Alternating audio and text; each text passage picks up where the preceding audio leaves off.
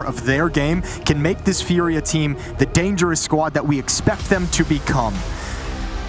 Well, Inferno's going to go live. Opening map of this series. Winner advances at IEM Katowice. The loser has to play later on today. Gets a couple hours of a break to consider all their faults and losses and mistakes, and then they got to get back into the server and one more chance at it. But we'll see who gets the day off and who's got to play again.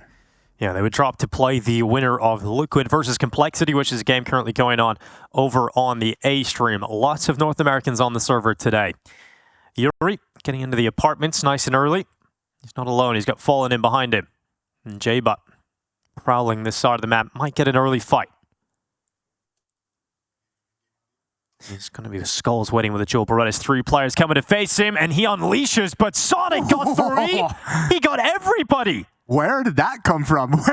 How did that happen so quick? How has he pulled that off? I don't know, but pistol round won by Wildcard. That's insane. I know, just real nice, turns the corner, and 6 stack, boys. You're gone. Well, I mean, Sonic, it's great to see him have a big pistol round, but Sonic, a player that I most notably remember him from the sort of extra salt days, you know, playing in the Cloud9 team as well, mainly during the online period of Counter-Strike, but he decided to go and study again, and believe in Canada, and came back after the studies. It's fine, I mean, and it's crazy. I was going to say, like so many Counter-Strike pros who decide to go try and do something else, are like, nah, Counter-Strike's cooler. Yeah, it is. Oh, yeah, Counter-Strike's way more fun. But not many of them can come back and get to the level, higher levels than you left. And I'll be honest with you, I didn't expect Sonic to be one of the guys who was able to do it, but he certainly looks sharper in this Wildcard team throughout the Shanghai Major. I'm just happy to see he still has a job, you know? Yeah, that's fair. A little bit of a fight with his his owner. Yeah. He's back, you know? He's still there. He earned that one out. He's still here. He gets another season. But I think it's fantastic. I mean, it was great to hear from Fallen in the pregame interview talking about how it's cool to see Stanislaw make a return. He's been competing with him for the last 8 or 9 years against him, and it's been fantastic to see that he still holds him in such a high regard as a leader, and Stanislaw is doing it again with all of these, we call them rejects, I think, but lesser known quantities. Sure, I mean, they're just guys that kind of fell out of the teams they were in sort of last year and kind of found their way onto this roster. Some good scouting from this team, Wildcard from Stanislaw kind of taking over the helm, and here's that triple kill from Sonic. He can barely even see Yuri, just caught like a glimpse of the head as the other body comes tumbling down. What a beautiful triple kill. Force buy in round number 2 for FURIA. P250s 5-7, that from Moss on cello. Suspa's going to take control. Smoke will delay things for now, and Wildcard doesn't need to press the issue with the advantage that they've found out of the pistol. Quick grenade on towards J-Butt.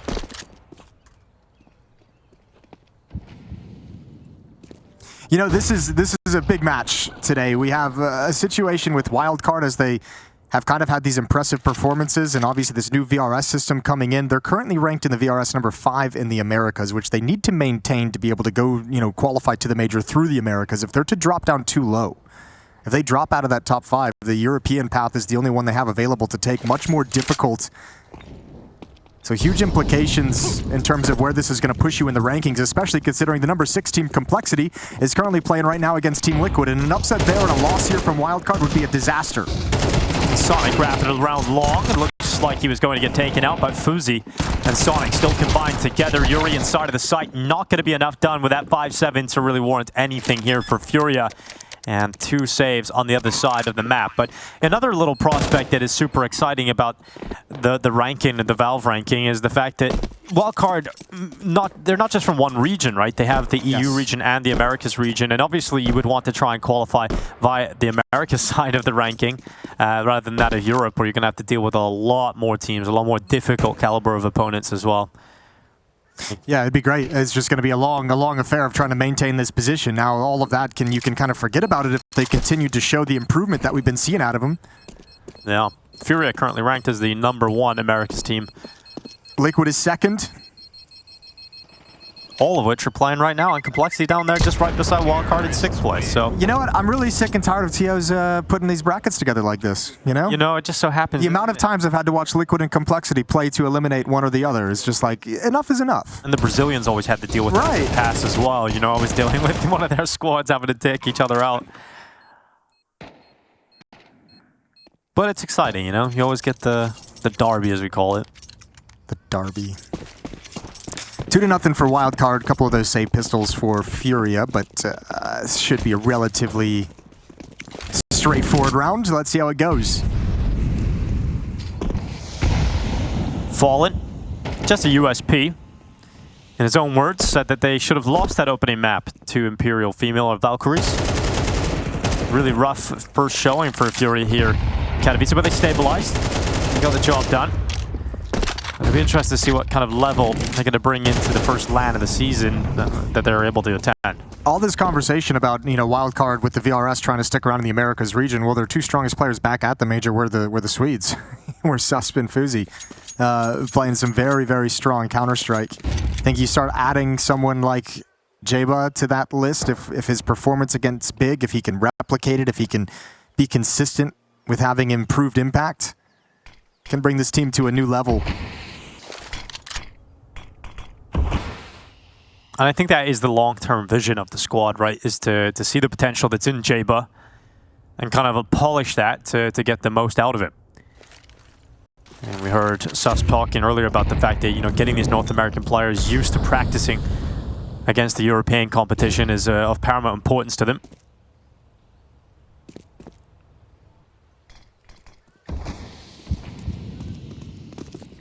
Not a lot to play with here for FURIA. And they're on the wrong side of the map. So it will be a 3-0 start here for Wildcard.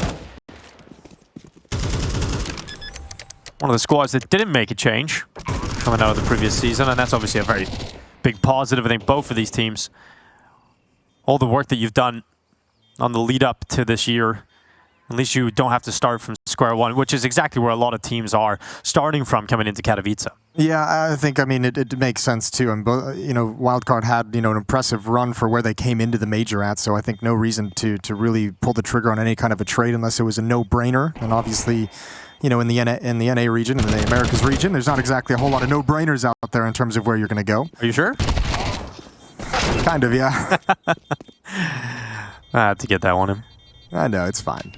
We're going. I think the Liquid complexity game. I'm kind of keen. I'm kind of sad it's happening at the same time because it's always fun to watch that kind of game, and I think that's going to be super intense. How that's going to go down. Well, especially after the disappointing loss, Liquid to Heroic was I don't know if surprising is the right word. It did surprise me a little bit, but considering where Liquid was at different stages once they brought Ultimate in last year, that was kind of like, oh, okay. You bring Nerds in, you think it's going to improve, and it's like, oh, ooh, that's I mean, that speaking of a no-brainer, still early going. That was definitely a move that just made a lot of sense, right? Yeah. If you're replacing an underperforming Yukindar and you want someone to, you know, replace him with someone sharp, aggressive, Nerds was obviously one of those. And Fallen, sharp and aggressive in this round as he pushes down and catches out Stanislaw in second middle. It's an advantage picked up for FURIA as soon as the guns come out, and that's what Fallen can get you. Fallen been rolling back the years from time to time with that AWP. The last few events we've seen him at, he's had some very sharp games with it, and he starts getting some confidence, starts moving around the map on Inferno. Can be quite the nuisance. Delayed retake of Car, of Top Banana, and it's going to be won by FURIA. They take that control. You still have Skulls and Cello there holding down the fort, and Jeba's got to back off. Yeah, Jeba kind of eating grenades at the moment. Down to 41 health. He's smoked out. Oh, that smoke is a horrifying timing. Wildcard was just rotating back to start lining up to go for this kind of last push to the B bomb site, and that smoke's going to delay things. Got by plenty of time for Fallen, for Skulls to find information in middle and shift back if they need to. There's Sandbag's utility. That's the indication from Skulls that he needs to hustle. Cello just using the right side angle here on the coffins as they move forward. He goes into the open, not spotting anything. 35 seconds here for Wildcard. They've got to get into the site. And look at that. Skulls just walking into the open, gets one, then traded immediately by Sonic. They didn't realize how close they were together, but in the midst of all the chaos, Wildcard do get into the site. They get the bomb down, and Jeba and Sonic look to close this one out together. Yeah, FURIA trusting their ability to retake. I like their confidence. Still going to be a tough one. Sonic peeks in. Good trade from Jeba. Now he's got to survive, but he's pinned down by the op. He makes his move. Jeba goes out with another headshot, and now he's trying to figure out where Yuri is. He has no idea, but surely the silence allows him to think about the possibility. And Jeba, that is a taste of what is to come in this series. Jeba's on fire in Kato. I tell you what, that's got to fill you up with supreme confidence if you're Jeba. The incredible performance from Big yesterday, a nice clutch here, and he's living the dream at the moment. Huge showing for Wildcard to keep their foot on the throat of FURIA. It's 4-0 in the early going as the retake gets shut down. I'm really starting to enjoy watching Jay, but you can see his confidence in those moments to know, not just sit back behind the box, allow those players that come to him. He peeks out, he takes the fights, he wants to fight. And it's really exciting to see how sharp he is. He has the skills to back up the confidence that he's got. Yeah, peeking with that confidence. And he puts a smile on his face and lets him really sink into the hype of the moment. Lovely way to get the game started for Wildcard. FURIA, much like their previous series, probably starting feeling like they're a little bit flat, a little bit slow. 3 versus 4 conversion for Wildcard in round 4. And yet again an advantage in terms of weaponry. All pistols and an MP9 on phzy for FURIA. Gonna start running low on utility. They've only got the 1 smoke to utilize, and Wildcard still just keeping this simple.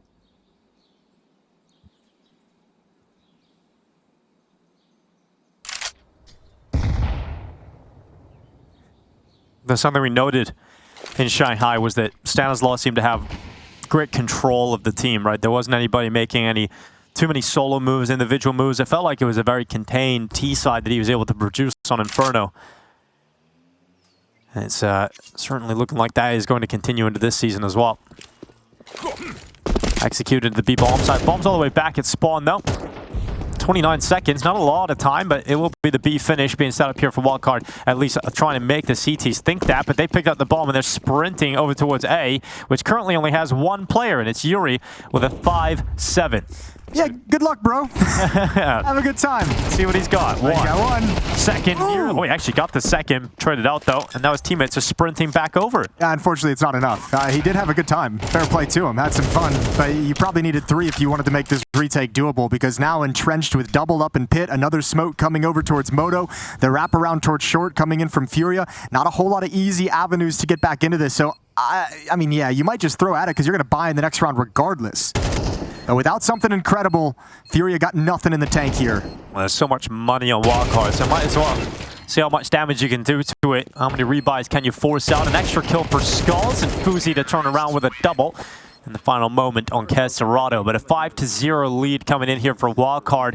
Starting to get worrying here for FURIA at the start. Yeah, they got another full buy coming in. I would expect there to be a timeout surely from FURIA to talk this one over, to have a little bit of a conversation about how we want to handle things. I think first things first, Wildcard just playing solid Counter-Strike, nothing crazy at the moment, so probably a conversation how you want to control Banana, how you want to be able to shut that down and hold on to that position, how you want to play it in the late round. But no timeout from FURIA. Happy to play through the struggles in these first 5 rounds. No ult for Fallen in this round. He's gone down to the M4 with full utility, positioned at the B bomb site with phzy and with Cello.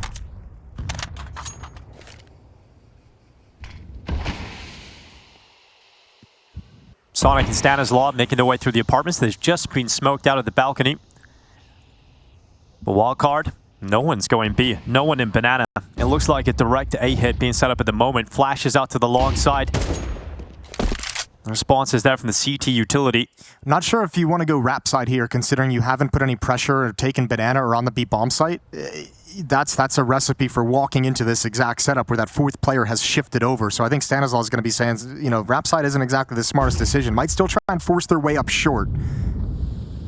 But if you want to get this defense to move, you have to go back and take Banana.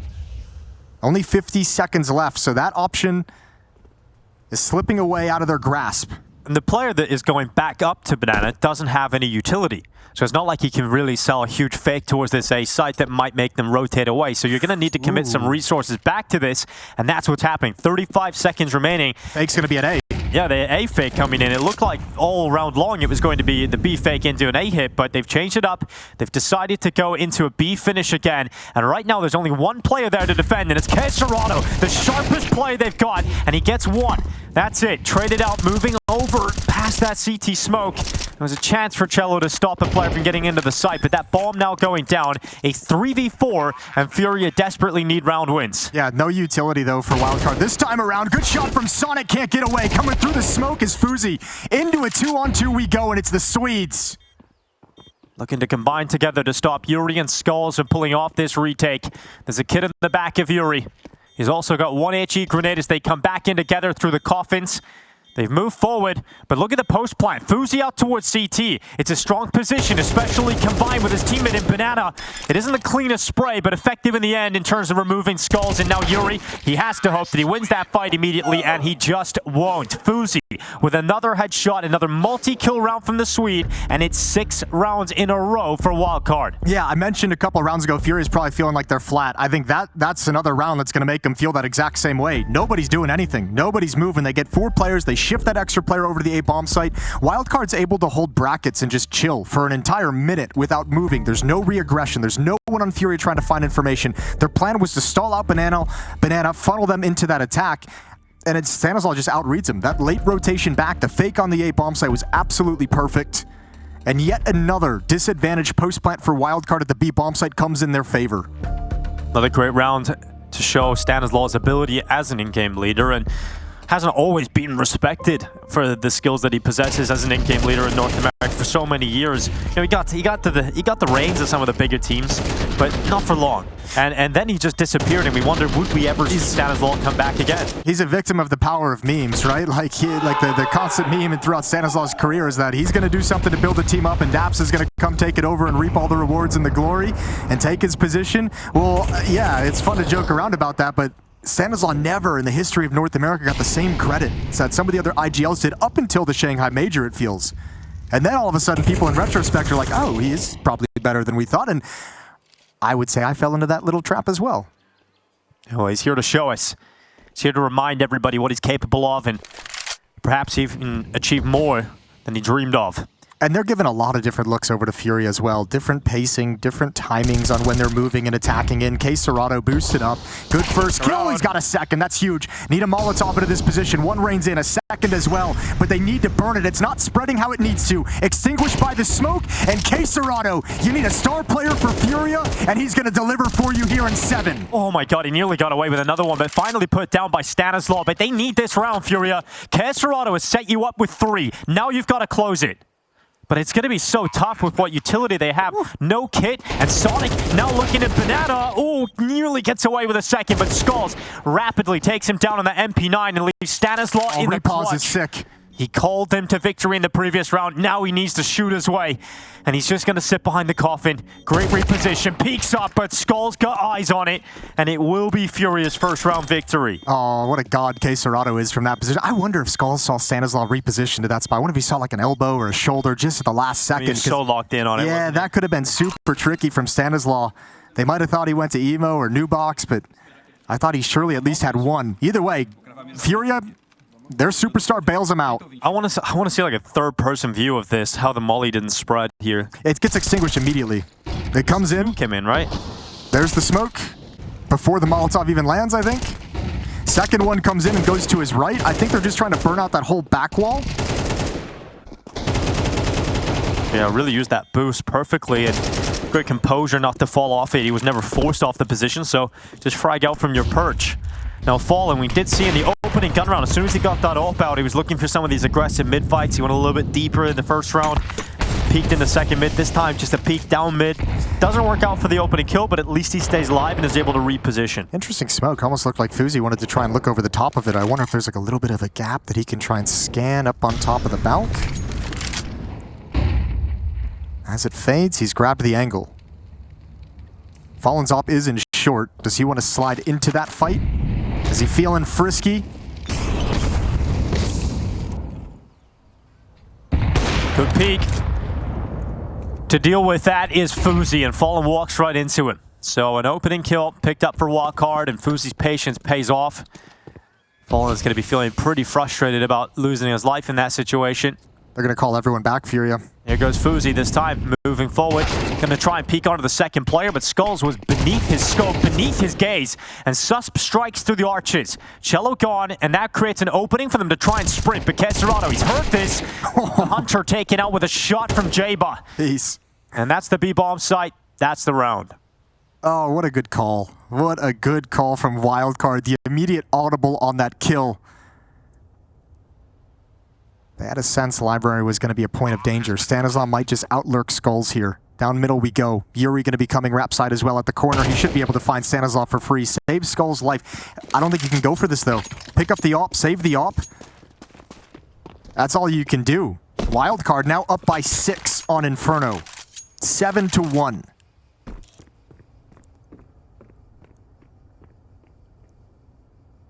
FURIA needs to do something to change the nature of this game. From start to finish, Wildcard so far has dictated everything on this map. When they've gone slow, the round is played slow. When they've gone fast, the round is played fast. FURIA haven't been able to speed up the slow rounds, haven't been able to disrupt what Wildcard wants to do. They're getting a lot of space, freedom, and breathing room, and just time to think. Right? There's not a whole lot of aggression. There's not a whole lot of FURIA players. Yeah, the Fallen peak, but that's about it. There's no utility to kind of disrupt anything. Wildcard's able to take control of parts of the map, pause and chill with safety to come up with the next move. And FURIA need to start applying pressure in those moments so it's not as clear-cut.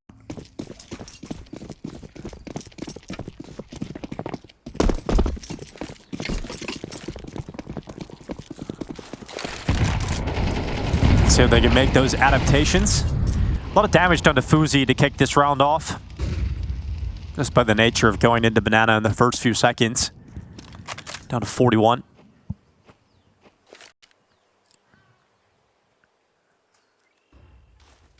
Cello getting ready to re-smoke out Banana. We're seeing all the teams throw this one that just lands on top of that half wall. Kesserato's got the scope out. So he's capable of pulling off with the big green. Oh, a little gap. phzy's very aggressive with the AWP, isn't he? He's all the way up on the car here, just alone. Yeah, he's got that confidence. Keserato, though, holding the angle. Oh my lord, he wins the fight. Keserato can't pull the trigger in time. The weekend AWPer taken out by the full-time. And now an issue. Let's see if Fallen can show him how it's done, and no, because he looks away and Stanislav knows his angles. Yeah, but there's a little mistake in terms of forgetting how exposed you are to hulls. That positioning from Fallen as he looks away, probably thought he was safe, like he was out of that angle. Maybe the gun barrel showed and the spam through the corner of the wall, regardless, puts Cello in an impossible situation. 1v4 at this bomb site, and he can't handle the first. So yet again, another round for Wildcard as they knock on the defense and this door, and it opens right up. This is rough from FURIA. This is a really bad start from them, but I mean, it just comes back to also the strengths of Wildcard. We know how good their T-sides can be on Inferno. We got to see a lot of the games against Liquid where they first started breaking out and showing us that they were going to come with a different level of swagger at the Shanghai Major in the Americas RMR. Then they showed us another close game against Liquid at the Major itself. So we know that their T-sides have been great for Wildcard on this map. And right now, FURIA feeling the full force of that. I mean, also, if you think about it in this context, too, if you look back at the game FURIA played against Imperial, also started slow. Sure they did. That's back-to-back days now where... This, in the map itself, they actually started relatively strong. Yeah. They just choked it away. That's fair. And then they won 13-1. So, and then they won 13-1. But yeah, really warmed up into things after the first map. Yeah, they did. I mean, FURIA's results recently have not been great. You know, to kick things off at the start of the season, online portion of Blast Bounty, they lost a map to Namiga, eventually got through. But you want to see a team like FURIA deal with Namiga quite easily. I'll be honest with you though, Dinko. Online, that's kind of... I just don't care about online. Yeah, I just don't care about it in any way. True, but it's all we've got. The point still stands, is like the year has not started nearly as well as they would have liked it. So 2024 certainly didn't end the way they would have liked either with that loss to FaZe. Not making it into the playoffs after that match. Oh, that was close though. Yeah. That was close.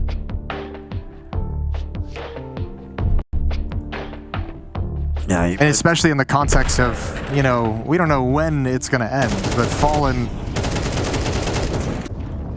in the twilight of his career, as it's winding down, who knows how many years he's got left. How many last dances? How many last dances can you do? But yeah, certainly would love to be able to end a legendary career with a bit of success. And certainly passing that success on to the next generation of Brazilian players that followed him. See, this is what I mean. The pace changes, controlling the map.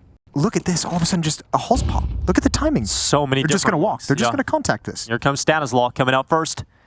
Not spotted. Finally, Keserato's just seen them dive into the pit, but now it's panic stations. phzy's got 2 in the AWP. Yuri doing what he can. Keserато going down and Yuri cast away.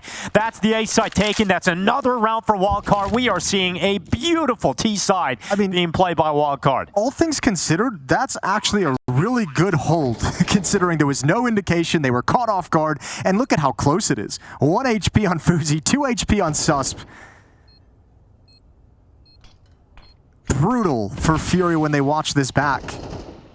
And Fallen can't even try and force this. Maybe if it's a 1-on-2, but that smoke is brutal, that follow-up smoke. But just the variety of looks Wildcard is giving FURIA's defense is brutal.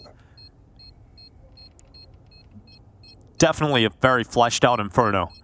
You know, you look at the 2 maps that Wildcard are best on, Ancient and Inferno. You know, they have so many different variations. It's just so frustrating too if you're FURIA, because you're just sat there and you're like, all right, well, they just walked out Halls dry. They just did a Halls pop with no utility. Not even really a pop. I mean, you could just see a Halls contact play. If we have an M4 in pit, we win. If we have an M4 in sight, instead of that MP9, we probably win.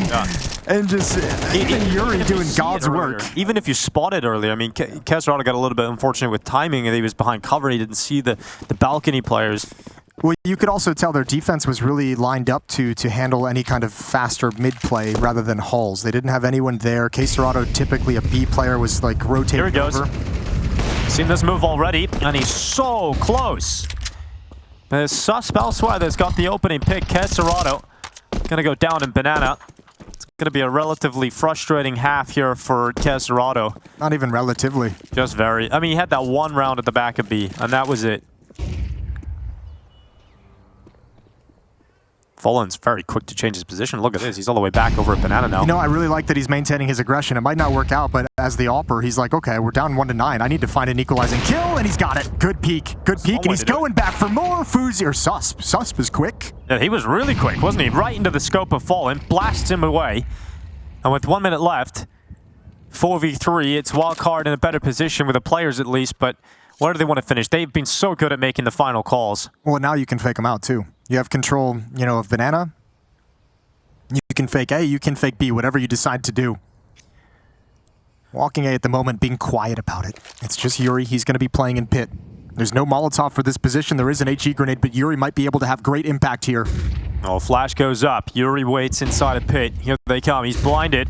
Got under a lot of pressure. Second flash is even better, and there's nothing that Yuri can do because he spent the majority of the engagement completely blind. Yeah, but this is also the problem. Like, this is, I've kind of touched on it a couple times throughout this half. I really feel like FURIA is playing way too passive and way too scared. If you're going to rotate, you know, in a 3v4, if you're going to rotate a second player over to the B bomb site to be there, it's almost like at some point you got to work up the courage to push it.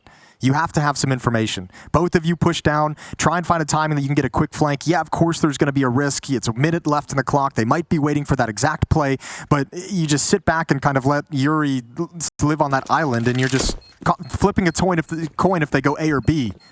And that's been a case throughout this entire half, is just FURIA not working up a whole lot of courage or a whole lot of inspiration to make things happen from the CT side.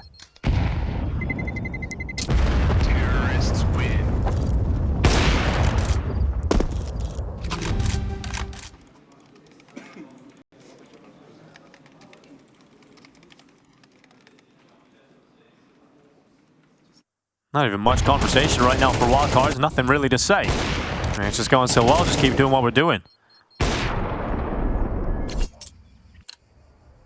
There has been attempts to change things up throughout this half for FURIA. I mean, we did see Fallen try to take matters into his own hands with the AWP. We've seen Keserado pick the AWP up at B. He got a pick with that aggressive play in the 4th round of this game. Nearly in the previous round as well. But it's one of the only aggressive moves that really had success for FURIA. Really one of the only aggressive moves we've seen overall. Everything else has been a pretty standard defense. They didn't win that round either. They did not win that round, but he did get the pick. Yeah. Oh, Fallen onto the porch. He's had a tough time in dealing with phzy's AWP. Molly's boiler to give himself some safety because he wants to go aggressive, but the flash comes in. He just regains his vision in time. So phzy to go down, Fallen to open up, and now they need to convert this one. I had that podcast on Media Day with Fallen and Device that you might have seen playing before the games and the show began today. And I remember one of the things Fallen talked about, he's like, you know, when you get to this point in your career and the age I'm at, you have two decisions. Are you going to be the Opper who falls back and gets afraid of those fights and tries to play it too smart, or are you going to be the Opper who steps forward and looks for the play to make? Well, it's looking like he's made that decision. Yeah, in these past 3 rounds, and look, it's when you take that style and that kind of a philosophy, you're going to lose some. You're going to win some as well. And at least in this round, he's got a victory in that heads-up fight against phzy. Now back to the B bomb site, which has been a weakness. Okay, Serrato going to call for the reposition out towards Coffins. You'll leave Cello in dark. Here comes the utility. They see all of the util landing in the B-bomb site. The execution is in. They've got to line this up. 15 seconds to try and stop it. The bomb now arriving. They line up. Cello taken out. Stanislav, big headshot. And Fallen waiting towards CT. They'll give it a good go here, Furia. But a 4v4 once again. And with Serrato through that smoke, numbers start to favor the Brazilians. But it's only a fight for a second round. It's not going to change the outcome of this game, but you want to leave with as much as you can here if you're Furia. Serrato swings out, goes down immediately. Suspicious, stopping them from getting through spawn. And it's Yuri on that late flank down banana. Sonic has spotted it and will close it. 11-1. It is dominance for Wildcard yet again.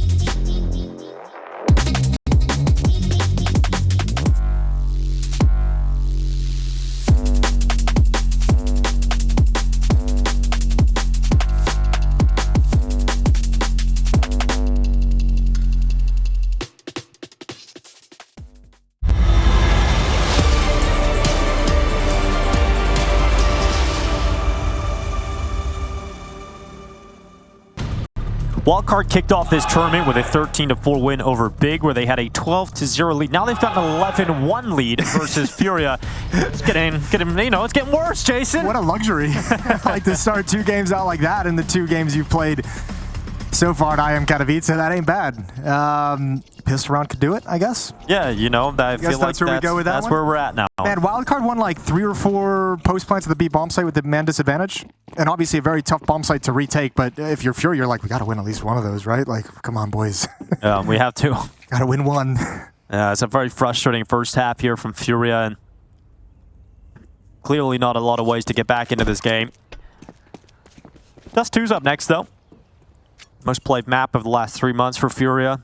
And one they're going to have some confidence on, considering the large disparity in the scoreboard yesterday in their win on Dust2 against Imperial. Sonic going to hold the line. 3 players here to defend. And a strong setup here for the CTs, with Sonic being out towards CT. Boost up. One in the sight. Sonic goes through and dies. Joe Beretta's not able to get anything done, so this defense from Wildcard looked like it was going to net a lot more than it did, but FURIA get through it. Yeah, there was no real stopping power in any of that setup whatsoever. Sonic completely blinded. I think he had a Molotov burning behind him, so it felt like he couldn't drop, but yeah, there was no strength to that setup. I think Stanislaus' flashbang gets activated a little bit too late, so FURIA just brute force their way into the B bomb site, and they'll survive for now. So no pistol round to close it for Wildcard. Come on, Jaba. Shut him down. Teach him a lesson. It's been great to see Jaba come up because, yeah, like you said, with the North American side of things, especially the U.S., Canada's had a couple better players coming out, obviously, but... well, it's been like one of the weirdest things about North American Counter-Strike is, look, we all know it's not nearly as strong, player base isn't nearly as big, isn't nearly as invested in the competitive side of things, but how is there in every region and country in the world some stellar phenom player popping up out of nowhere? Mongolia's had like 3 of them. And then North America, we don't have a single player in like the past 3 years that you've seen pop off and been like, okay, here we go, something to work with. So yeah, it's really cool seeing this out of Jay, but from that context. Yeah, he's only 20 years old. When was the last time you recall seeing a player from the United States pop off and start to get you excited? Kusta. Kusta, yeah. Just kidding. I remember Kusta. No, there's been a couple. I mean, we forget about it now, but like, dude, hold the phone. Hold the phone. Queserado blinded. Oh, good blind dink as he falls back. A fadeaway. Molotov going to force him back even further. That's still, Wildcard comes out of that exchange the worse for wear, but a gamble stack as they quickly shift over to the A-bomb site. I was like, people forget, like, because it's been so long, the emergence of twists. I said U.S. You can't claim Canada, Jason. We're not doing that. We're not doing that that whole thing. It's North America. All right. You know, we're all in the same boat. But I meant, yeah, not really, but maybe. Hey, Kusta's only 28 years old, Jason. I looked up to see how he's doing. He's still got time. 28 years old. That's young. You know, he might still have it in him. What was the last big, if we go by your rules, American player? Stewie 2K? The United States. Yeah, but Stewie's like, he had such a unique playstyle that it wasn't like the same kind of like phenom superstar. It was just like impact. Elige? It might, honestly, like, unless you're starting to count Grim. Grim had that potential. That was the hope for Grim, right? Yeah. But yeah, it's interesting to look back on that. It's like Jaba might just be the next big thing. I mean, the funniest thing about that Elige comment is like at the start of his career, Nitro was an entry fragger. And those 2 guys with rifles back in like 2014, 2015 were like the Bash brothers, you know, just coming into bomb sites and wrecking house. Nitro kind of had that similar sort of pop-off, I remember, in like 2015 when like Fnatic was at their peak, like doing all their craziness on that Fnatic BS. Yeah, he just kind of appeared. He showed up in a cash game at like an ESEA finals and dropped like 40 kills on him, and it was like, oh, okay. All right. Yeah. Nitro's pretty good. This guy's sick. They lost the game, of course. Yeah, but he did have 40. But you know, yeah, it's all about fragging out. Well, Nitro's still around as well. 28 years old, 1 year older. Over in NRG, I saw him at Laundersland. Oh, yeah. Gotta have a little chit-chat. I hopped out there, and he was there with the boys. How's he doing? He's doing good. He's back again. Yeah, grinding their way up. And they just picked up Buzz, I believe? Yeah, they did, actually. That's for Breeze. Buzz, that's a... Actually, Breeze is a good shout for one of those American players that just popped up out of nowhere and just was pretty crazy. That happened very, very quickly. Oh, sorry, Bro, not Buzz. Bro, yeah. Yes, Buzz obviously OG, but Bro from Astralis. He's back. Oh, here's the bush. Good nade. Oh, flashbang from FURIA is better. Great support from Yuri. Look at those flash assists. I don't even care about the kills. Yuri bails KSRADA out of a crazy situation. And now a 5-on-3. Well, an expected mini comeback here for FURIA after winning the pistol round. Getting a good start in this second half, but there's just so much to do.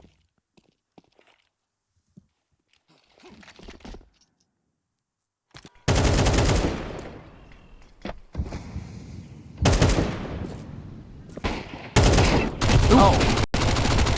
Little team dink in here, but not expecting phzy to get too much done. Chest shot will land with that scout, and with 50 seconds left, he's doing as much as he can. It's actually forced FURIA to decide to leave, and they're going to go back down Banana and trying to get over towards A. Now, there's no one here for the defense. I was going to say, it's kind of a bummer that Jaba's rotated over because look how low they are. You have like one MP9 hiding somewhere at the A bomb center and pit. Yeah. Like, if you get a little bit lucky, you can just rattle off 2 or 3 quick kills.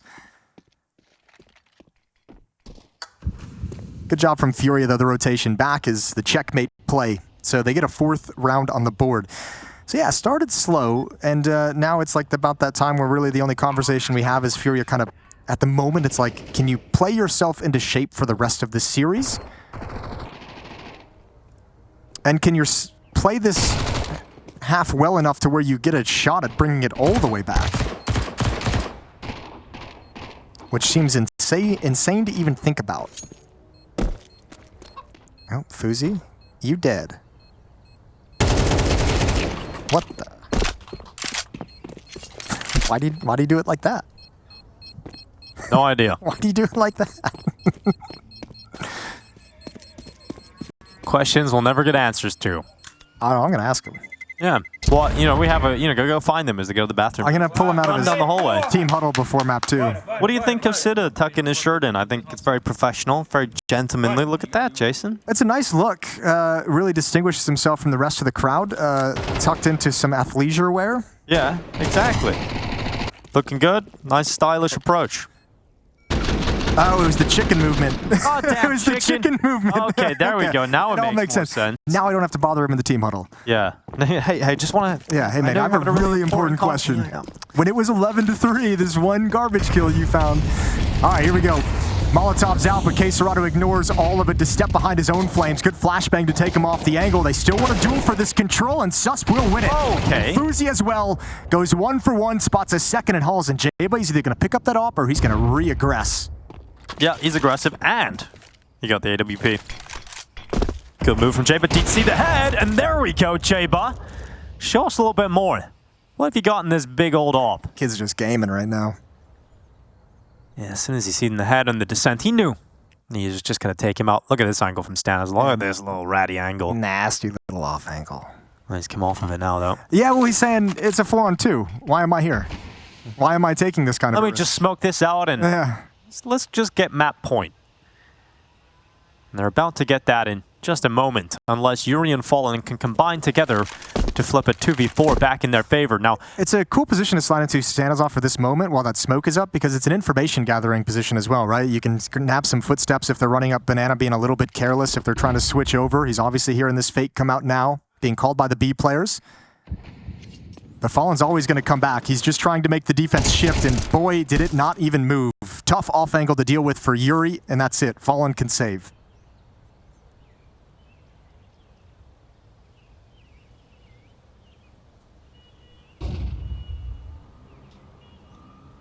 save for one last good go of things. There is a snow/ice warning for Katowice. Oh no. Snow in Poland in the winter? That's wild. God damn. Crazy to think What about. What are we going to do about it, Jason? We haven't actually seen a whole lot of snow this winter, gotta say. It's been just a little pocket of it, Jason. Sure. Probably a lot more where you live. I thought it was going to be a lot colder when I got here. Yeah, probably a lot more where you live. There is. Got about 7 or 8 inches. That's pretty good. Well, Is the Jaba op? I want to see a little bit more of that, to be honest. it's the Jaba op. It's the Wildcard show. They've got 8 chances to close out Inferno, their map pick, before switching over to Dust2. Start to finish, they've been dominant. Guns come out on the CT side, immediately a victory. Phzy, very, would've very hit that close. one. Yeah, Jaba probably would have.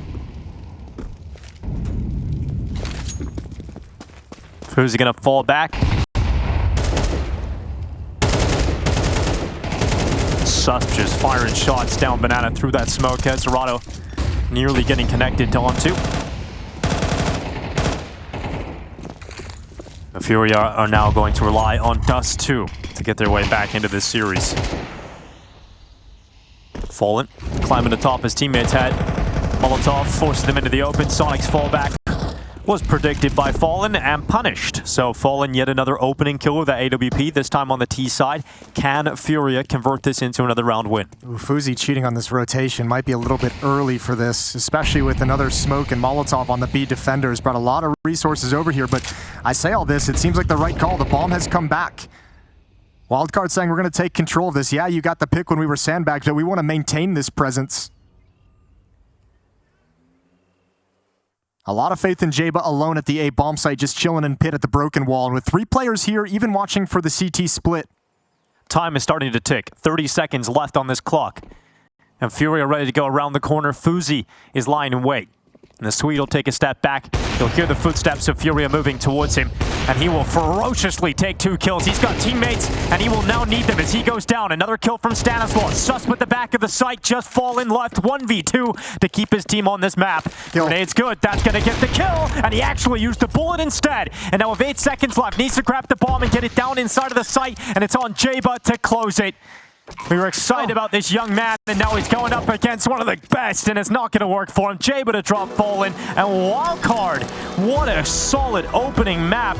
They can see stage 2 at the end of the road, and right now it looks like they're going to run all the way there. Hey, Fallen's been talking about how he's been playing against Stanislav for, what, 8 years, almost a decade now? Well, today, Stanislav ran circles around him on T-side Inferno. That's an absolutely beautiful map called from Stanislav, a beautiful map played from Wildcard. Everyone's just surprising considering the players down the list on that team. Well, back in Shanghai, you mentioned at opening this series that it was the Swedes who were leading the way for Wildcard. Once again, that is the same story. Sus pops the charts on map 1 at 1.59 rating, and behind him Phzy with a 1.53. So really impressive stuff from the Swedes again. And we kick off Dust2. T-side start here for FURIA. They're going to be running in towards Jaba at long. He's lost half of his health, and he's going to take a few steps back towards CT spawn. Observers today, Shev and JNZ. Hey, Shev. What's up, JNZ? There we go. Got them both. Jaba peeks with the flash. Long range of that USP. Can't land the instant goosh, and the P250 takes it. Oh, they're scaling fast. They're scaling fast, and Stanislav's getting the information, but he can do nothing about it. Yeah, he just hears it, can't do much about it, but he does have plenty of teammates alongside of him. Sus would have loved the USP likely for that long-range fight, but Phzy's got one of those. And from Gandalf, he'll peek out with a great headshot. Cello gone. Kesserado fighting for it. So low in front of Stanislav. He'll get both kills. Here's Sus arriving inside of the site. He gunslings his way to that kill.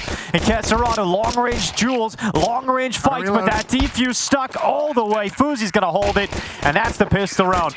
Wildcard pick it up, and it was looking good for FURIA for a moment there. Yeah, shout out to Sus though. He's the one over on the Gandalf box at the corner, just kind of tapping and just kind of jiggling and even just shooting through the corner of the box. He knows if he's overexposed. That was Phzy actually. Sus was doing him short. All right, Phzy. Shout out to Phzy. I'm mixing up my Swedes. But like that's sick. The delay, the extra damage, and this peak from Stanislav. Just biding his time, finding the perfect moment, and there's the play being made. Sus on short with those dualies, running the route. A very efficient retake, and I just mentioned that's an area of the game that FURIA has to do better in, is these post plants. Well, it looks like we're going to get more of the same. I feel like on Inferno they lost every single post plant. I'm trying to think, like the retakes didn't work even in a disadvantaged situation. I don't know if they ever... I think there was one where Kesserado gets a 3K at the back of the B bomb site, and maybe the bomb goes down there into a retake. But other than that, yeah, like all of these standard retake situations, yeah, FURIA did not look good in those. Wildcard, 3 MP9s, FAMAS, and the M4A1. Just a reminder that we are not playing on the latest patch where the FAMAS has received a buff. That will come in stage 2. But a couple of players have been using it regardless, you know, trying to get ready. You're really leaning into the FAMAS mean. Yeah, it is. FAMAS. FAMAS. Give it that soft A. FAMAS. All right. Well, Mr. Lord Byron would say. There's the smoke for CT spawn. Stanislaw blocked off. Okay, nice. Uh-oh. Didn't clear to the right. Skulls. Coming back. Okay. Sauce, you're a little bit lucky. Not anymore. Yeah. Not lucky at all whatsoever. And round up. Now, of course. Yeah. Nice split. Nice kills. B-bomb side taken, plant going in, and FURIA bounce back after losing the pistol round. That's exactly what they need here on Dust2. They can't afford to allow Wildcard to get another huge half. No, you can't play this entire game from behind the way you did in the last one. You have to be able to keep it close. You can't get buried that quickly. So good job from FURIA responding in round 2. A simple mid to B split. In the defense, you can see the X's on the minimap spread from each other. Stanislaw was smoked off, so those were all isolated fights. That's one. Thank you very much. Stanislaw will take that. Jaba elsewhere removing Cello. So a couple of kills right at the end there for Wildcard, but I want to on scoreline regardless.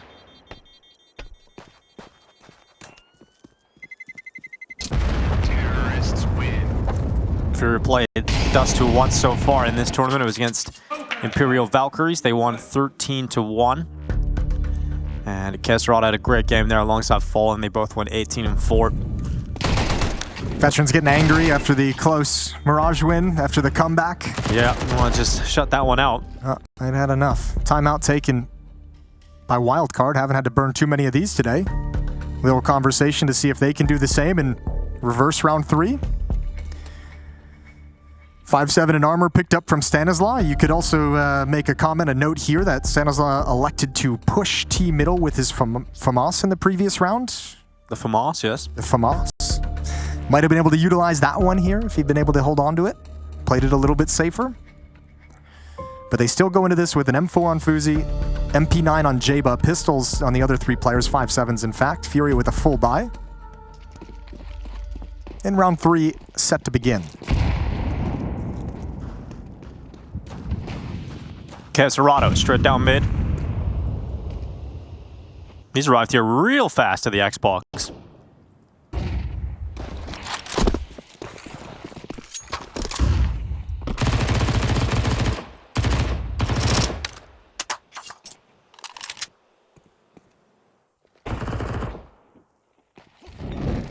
Default has been completed. FURIA have the short control.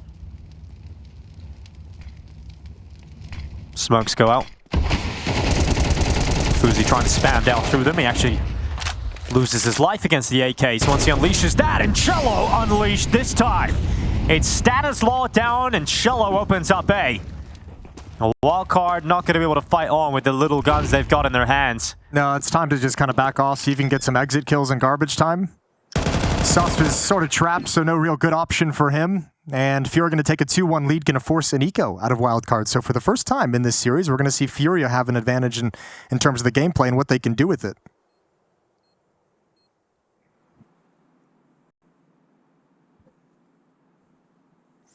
Liquid won the first map on the other series. Yeah, they did. 13-8, right, against Complexity. Yeah, a little bit of a comeback from Complexity there. So, I mean, just in the context of the kind of VRS point we brought up in the first map, if you're just joining us, I'll just recap it quickly. Wildcard is sitting at number 5 spot on the VRS for the Americas rankings. If they don't maintain 5 or better, they kind of drop out of that Americas qualification process and have to move over to do the more difficult route in Europe. Don't want to do that. And Complexity is sitting at number 6. So Wildcard going to be happy with the map 1 victory for obvious reasons. The VRS on top of that, and also pleased with the Liquid victory.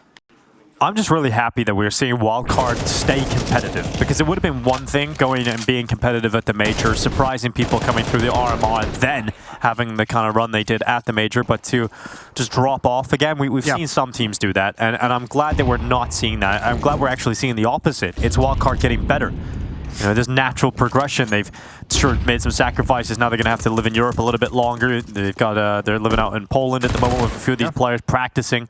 And so there are sacrifices required to see those improvements, but I'm glad that Wildcard are making those. Yeah, those sacrifices are a lot easier to make when there's results, you know, visual results coming out of them. So very cool for Wildcard, this little run of form that they've been on, these improvements we've seen out of them. Slower round from FURIA, yeah, against weaker pistols, but they don't want to stub their toe on anything stupid. So going to take their time and make sure they don't let any details slip by the wayside. Upper dark push for Wildcard. Skulls is waiting. And he doesn't want to get involved in a fight where he's overwhelmed by just sheer numbers, so he intelligently drops back.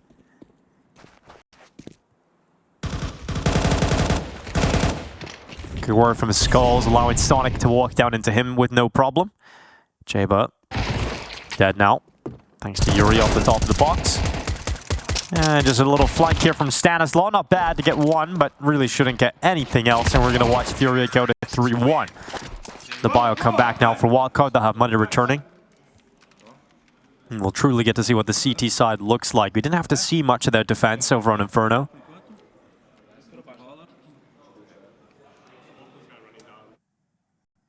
No, we really didn't. Quick gun round victories for Wildcard to close out that first map. Although already out of the gate, FURIA look a lot more comfortable, you know, doing things on this map. That's a weird way to say it, but on Inferno it really felt like they let Wildcard have a lot of freedom and space. Here on Dust2, already you can tell they've got a few more proactive ideas. Let's see how this first gun round goes. phzy has an op, that duel up middle yielded no results as Fallen just stayed hidden.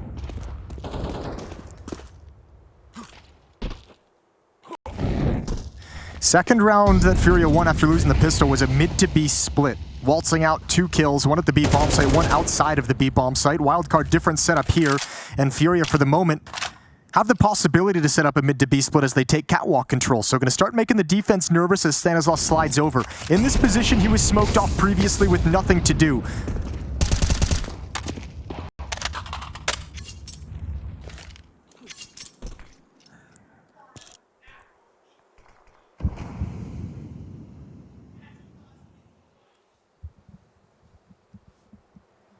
Fallen spotting into mid, no one giving even a chance here for Wildcard.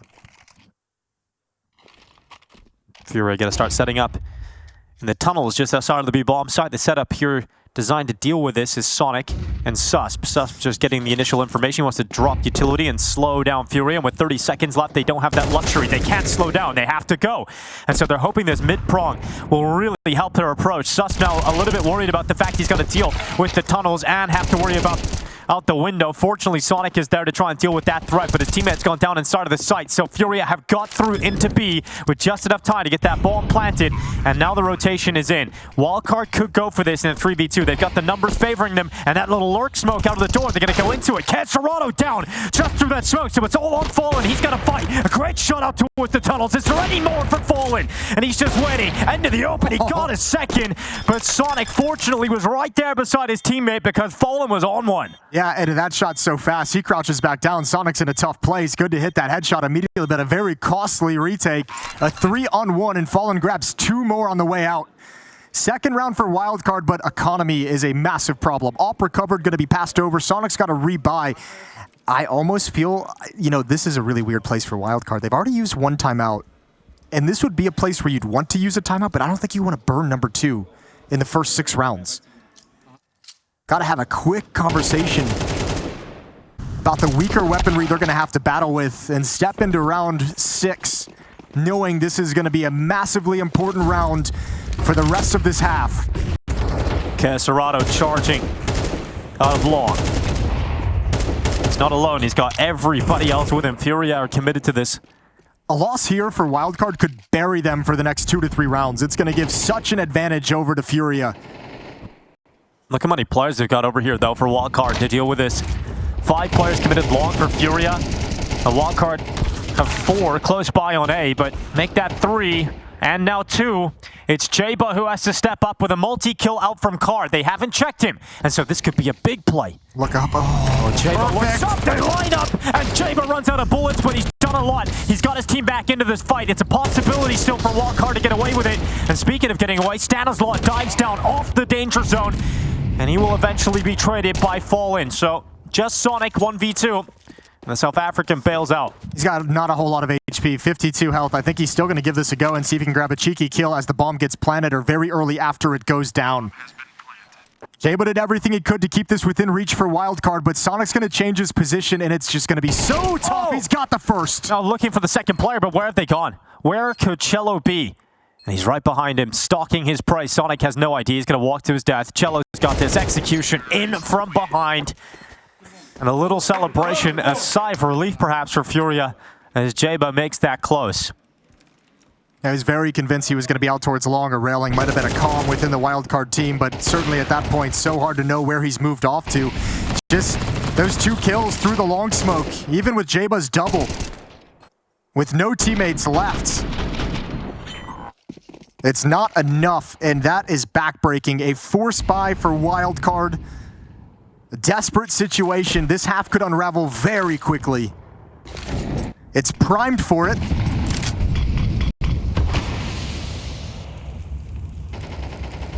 And you gotta say, if you come into this map like we did and kind of mentioned, you know, FURIA lost every aspect of the game of Counter-Strike on Inferno. They've got to turn that around. Well, good start. You win the second round. Now you've won a post plants. You've shut down a clutch from Sonic. Getting opening kills. Looking much better for FURIA now to build into something on Dust2.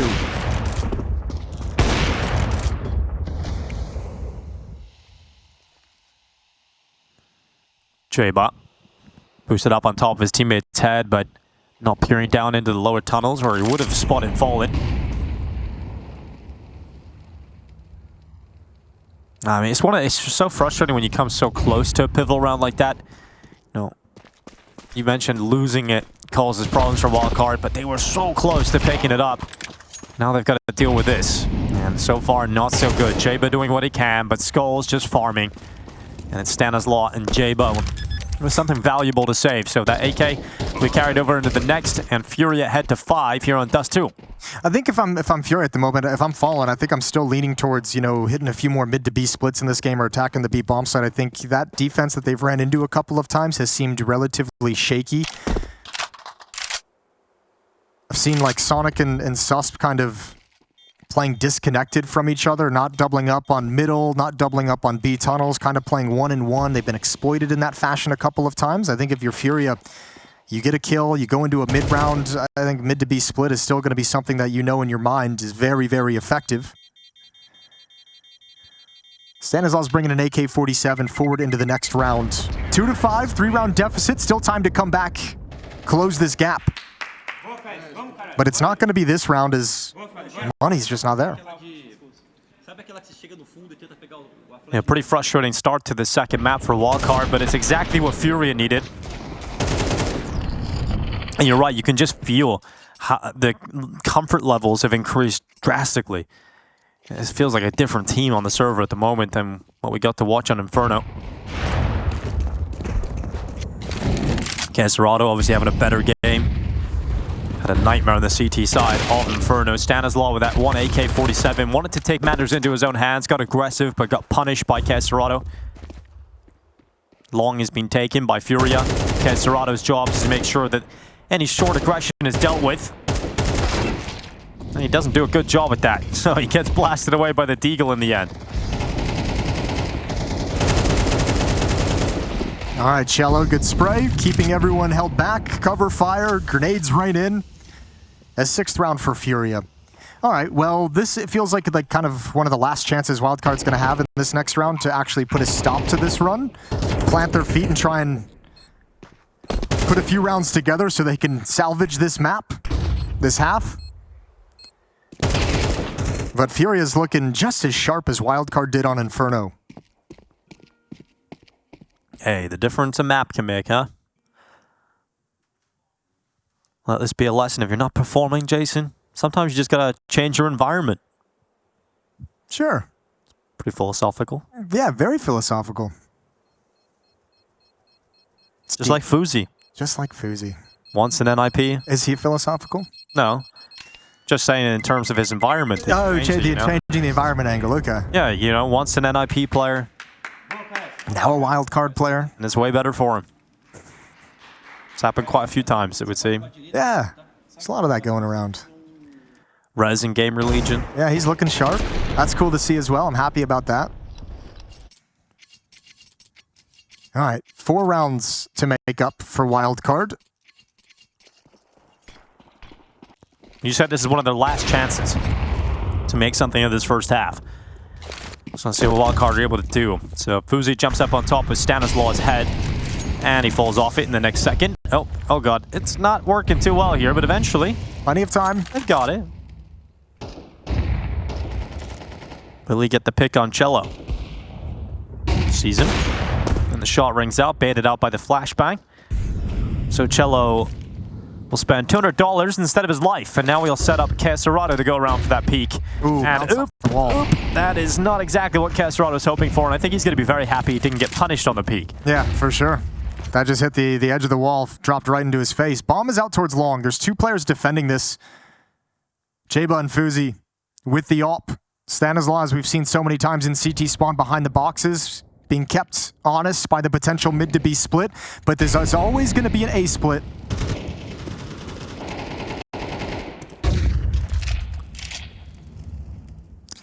Fallen waiting for that peak, and phzy is going to provide.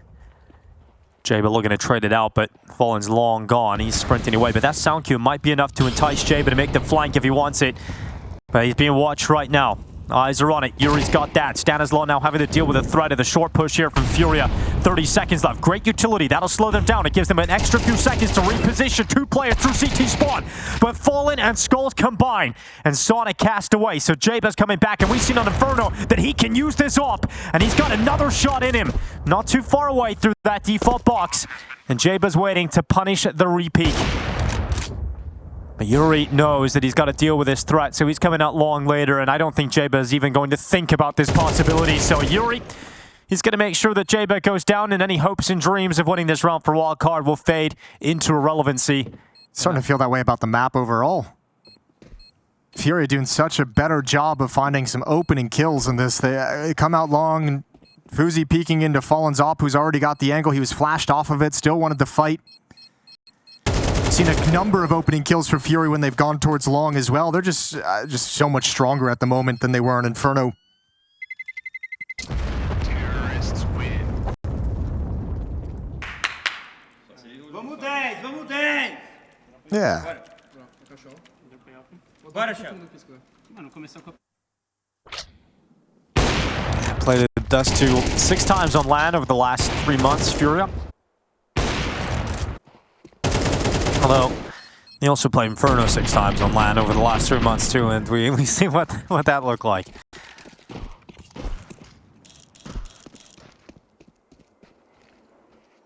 Aggression up short here again. This time they're going to swing into top middle. phzy's got the angle here of Fallen. Oh yeah, that's a haircut. Fallen's not happy with it. There we go, a little bit of aggression. First time we've seen Wildcard kind of build up the nerve. Probably getting a little bit frustrated. They're like, all right, screw it. Let's start getting into the action. Let's stop sitting back and waiting. And this is what FURIA, this is the switch FURIA never made on Inferno. And I'm curious if Wildcard's going to keep it up round after round, or if this is just kind of a 1-round thing just to get themselves on the board and back feeling good.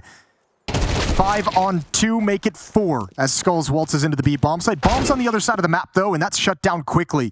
So now on this push, Jaba can bait Stanislaus once he knows the position of Yuri, who will never expect a second player. And Wildcard have 3. I need 1, boys. 2 more rounds available in the half. Nice round, boys. They've taken away a lot of money from FURIA. I think there's still enough left in the bank to where it shouldn't be a problem with only 2 rounds remaining in this half. Maybe on 1 or 2 players, but nothing too crazy. Well, they've really been trying to get phzy's op involved at short in multiple different ways. This time he's the most aggressive move. Yeah, it's the one that works out for him, but it was the most aggressive until this round. As he runs up into mid, He's looking for a similar opening, this time on Caserado. Great flash. That gets phzy away. Sonic unleashed though, and Caserado loses that fight. I think Caserado wasn't expecting that fight on Sonic. He was expecting the fight on phzy with the AWP. Here comes the peek over the top of short. Fallen was close, but no cigar. As Sonic will throw the grenade on into lower and try and just back off to safety. As short, he's done some great work to get 2 openers and stay alive. Oh my And they're lord. sending the boost up as well. It's just constant aggression, punch after punch in mid. I was wondering if they were going to continue it, and boy, are they. phzy's just had enough. He's like, all right, I'll peek everything. I'll fight everything. Now, the problem at the moment is that only one player at the B bomb site, Susp, is alone. So Stanislaw and Sonic are going to have to work up some courage, cross those double doors, and Minik. Sonic has just made that move.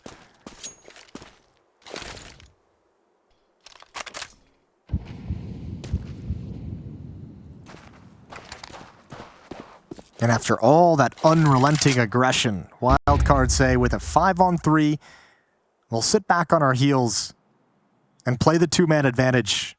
And like, figure this one out, FURIA. Yeah, we don't need to keep pushing forward and give this back to you.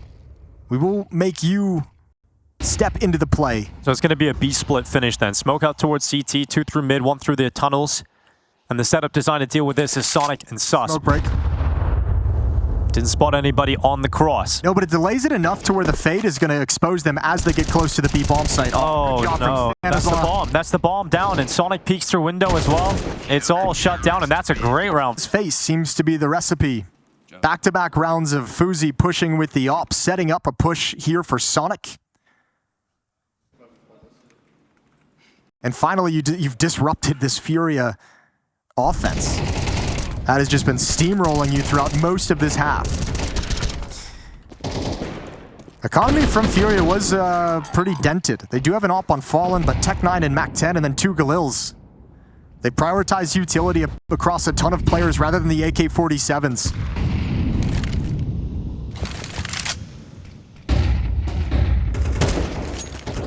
Caserado to begin his ascent up short. He's got a Mac-10 on his back.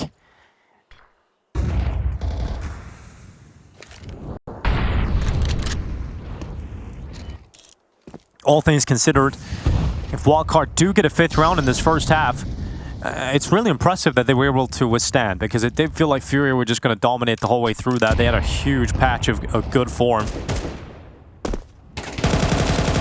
Very important for Wildcard to have figured it out this late into the half. Cello getting up towards short. phzy's got the jump. Can't land the shot though, but it's Stanislaw inside of CT. Great communication, rapidly firing, rapidly reacting, and that Molotov is costing FURIA seconds and some health, but Stanislaw goes down in CT. Yeah, but now that you got to make a move if you're Sonic, because you're exposed to the double doors, so he had to take a big risk. And FURIA stalled out a little bit. Seems like they're a little uncomfortable. They didn't want to pull the trigger on the mid to B split, and now kind of shuffling into new positions. They're trying to figure out what the solution is. But Fallen is low. Yuri is low. And this is going to allow Wildcard to stabilize, compose themselves. This is what I was talking about with the B defense. 1-in-1, they're split. If you mess up if you're Sonic, he's going to peek out. Sonic, good timing, and he will not mess up. He will clean up. And now it's Skulls and Yuri left as they come through the tunnels. Last round of this half as FURIA fight on, but Sonic with one hell of a close to this first half. It's 7-5. FURIA have a small lead on Dust2.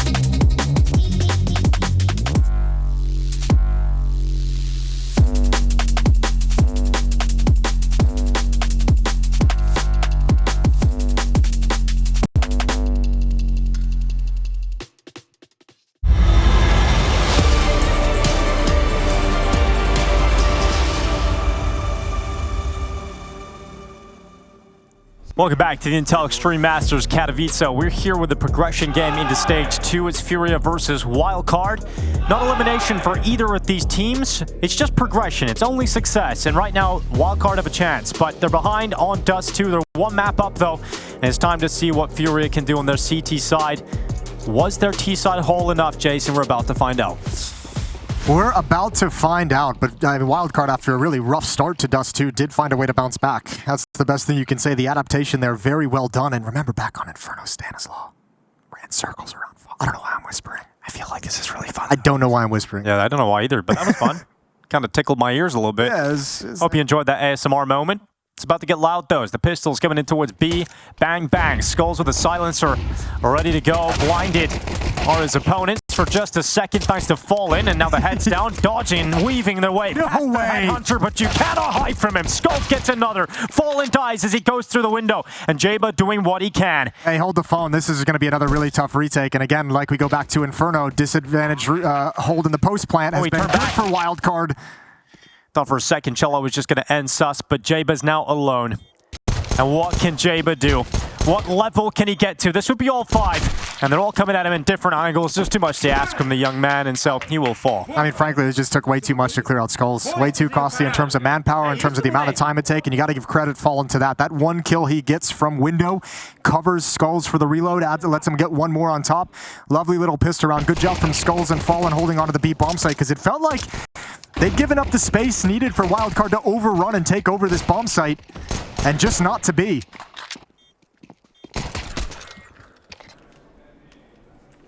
Nice. I think we started this tournament talking about some of the teams you expect just to... They come in, they're just upset teams, right? I don't think FURIA can be in that same conversation with the players, the caliber of players they've got. The fact that at the major, they were one game away from getting into the playoffs against FaZe. You know, this is a team that have shown consistently they can fight for those playoff spots. They can get into the playoff spots at IEM tournaments, and that is exactly what KSRado was hoping for. 2 easy kills out long. But where do you think FURIA are at right now, Jason? Like, what would you say their expectations should be? I mean, well, I think there's 2 different ways to approach this. For me, I have them as a team that I expect to be in the playoffs in terms of, you know, what this organization represents and the kind of goals of the organization, in terms of the pedigree of the players on the team and the lineup that they have. Realistically, I think the major is a pretty accurate place for where they actually are in terms of fighting for a playoff spot, not always getting it, but sometimes having it. Yeah. I mean, it's kind of one of those things where it's a cool era of Counter-Strike in the sense that, I mean, it's been this way for a couple of years, where you go into an event like this, what, six playoff spots? There's probably 8 to 9 teams that you expect to make the playoffs. And I think for FURIA as an organization, it's been a very frustrating time at IEM Colognes and IEM Katowice over the last few years. You know, Mongols knocked them out a couple of times, or IHC as they were the first time around. So I think they have had moments at Katowice and Colognes where these are 2 tournaments, 2 prestige events. You want to get through to the playoffs, you want to make a deep run as an organization like FURIA, but you've lost to teams you shouldn't have, and that has certainly been a feature of the last few years for the squad. And I think when you look at Wildcard, you might put them in that same category, but Wildcard have been playing so well that I don't even think it would be all that surprising to see them beat FURIA today if they do close out this series now. No, well, yeah, surprising maybe not, but certainly surprising in the sense that we haven't seen like Wildcard kind of like hit that level, and obviously a great qualification if it would be there. Up top, deep, Sonic tapping away, looking to save the weapon. Round's done. So Jaba keeps the armor and a little bit of utility. Sonic keeps the armor, the AK, and a little bit of utility. So some things to play with in this next round, but no bonus money is going to make things a little bit awkward moving forward. I think Wildcard is less concerned with that at the moment, more concerned with the score at the top of the screen. It looks like it could get more concerning as time goes on. There's not a lot of money left here, but Sonic, he's got the AK out. He'll be the hero. And, I mean, that's the best place to have it. He's been your most impactful player throughout this map. 16 and 8 for Sonic. Go back to Inferno, where Susp and phzy were having great games. 4 and 3 kills, respectively, on those 2 on the Swedes. In particular, Sonic had fantastic last couple of rounds there in the first half. Really pushed his scoreboard on up. Got to see Coach sit on the cam just a moment ago. The coach standing behind FURIA. Was chatting to him last year about his first professional year as a coach at this level, saying he's learning a lot, but working with Fallen is kind of easy because, you know, he isn't an in-game leader that requires all that much input from the coach. No, he likes having they're also using the analyst HEPA that we had over at Team Liquid, who's very sharp at picking up some details that you can utilize and take advantage of. But Fallen's like Kerrigan in that sense, where he's like half in-game leader, half coach already. So coaches and from an era where coaches didn't exist. Yeah, coaches love those two guys very much. And obviously just a presence, a unifying presence for the players on the team already. Fallen speaks and you listen. 35 seconds left in this round, and currently FURIA getting ready to go out of the tunnels. Good information gathered from Fallen. Now he's going to wrap around Catwalk to clear A, but there's two players at this B bomb site, so it should be a pretty easy mop-up. Maybe not. Oh, yeah. Well, Skulls does what he can. It nearly was 3 in the end there with the FAMAS, but 15 seconds left in this clock. Susp, just not enough health. The damage from Skulls finished off. And FURIA look to try and finish off Dust2. Yeah, staying composed. They don't look too stressed at all. 10-5. Phi is going to come in this round from Wildcard, but keep in mind, with Jeba and Sonic saving weapons in the previous round, going to be limited on money. Stanislaw goes down to a Tech 9, drops an AK-47 over to Jeba. Sonic's got a smoke and a Galil. Might be the last gasp of Wildcard on Dust2. We're looking at Nuke as map 3.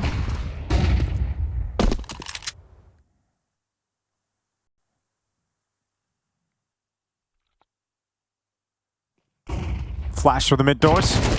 Oh, Susp. No full commitment. Baited falling a little bit there into firing, giving away his position, and Susp was able to handle it. Half in, half out.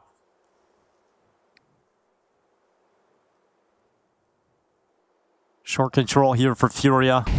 Not take it. It is Wildcard that possess it.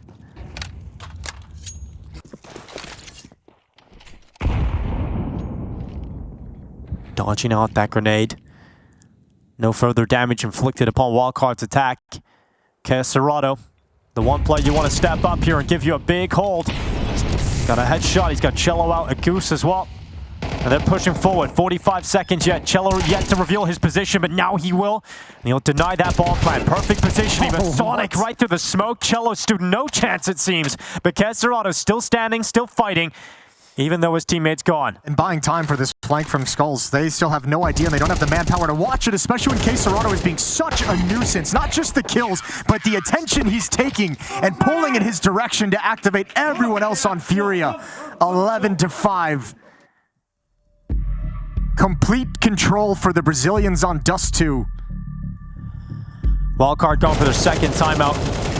And this started with an advantage for Wildcard. They got the early pick in mid on Fallen. They group up at short. They go into the bomb site.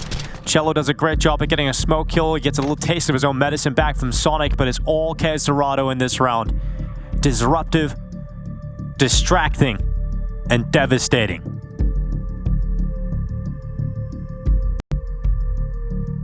Has to be a forced buy, so Wildcard getting what they can. It's not a bad buy, all things considered. 3 Galils, an AK, and a Scout. Still yet to find success on the offensive side of Dust2. And FURIA's lead, not insurmountable, but so big. 6 rounds that Wildcard has to make up.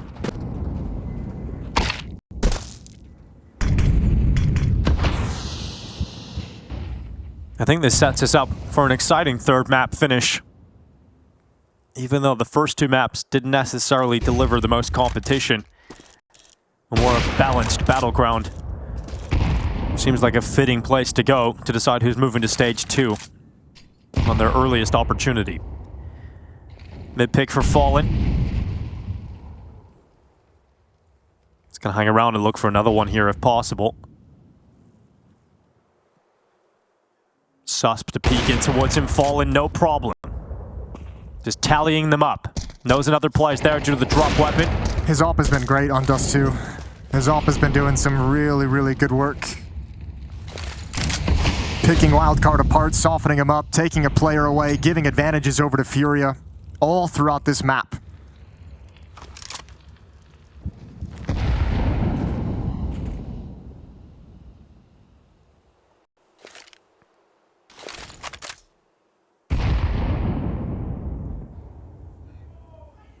"35 seconds, Katowice waits inside of the site. He's looking for a repeat. Another big round from him. Jaba's combined damage on the descent. He'll kill himself from the fall damage. Katowice this time not able to get a big hold, so will rely instead on his teammates who are still left standing. 20 seconds to try and grab map points here for FURIA as Wildcard stay committed towards this A-side attack, but they are getting no closer. Now the plant's starting to come in. It's phzy left alone, cancels the plant, and he's not even going to get that as Skulls jumps up, lands the final bullets, and it looks like the final blow is coming up next. Yeah, it might have already been delivered and we just don't realize it quite yet. Wildcard not coming back from this with the way FURIA is playing at the moment. They look just so sharp and composed on this map. 7 rounds in a row is kind of a crazy idea to think about, considering what we've seen so far, especially with Fallen's op still on the map.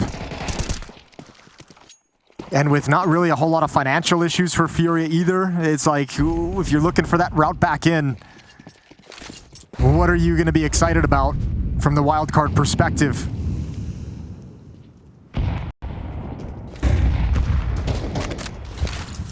Grenade into the lower tunnels. They're going to dodge it, but Wildcard would have expected a difficult battle on Dust2. It is FURIA's best map at the moment. We've seen them dispatch of Imperial Valkyries, conceding only 1 round in their opening game here in Katowice on Dust2. Another very strong performance today against that of Wildcard.